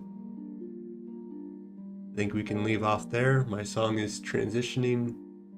I think that was a better stream than usual because, you know, I just had to recognize what my goals were again. And for some reason I wanted to produce and perform and instead of just experience it, you know. And so that's where I'm at. That's where we're going. We're leaving the early game. Our stats are starting to accumulate. We're almost at 1500 even. Like we're almost gonna have priority access in certain worlds. So can't call myself an early game forever. That exact moment is up to anyone's call, right? And so I'm making the call that once I'm done doing all these little grinds that I kind of stepped off for, once I get back to the Rev Caves, once I start getting my mind back to PVM, once I start getting these unlocks, we're entering the early mid game. So thank you for watching. Have a good day. Take care now.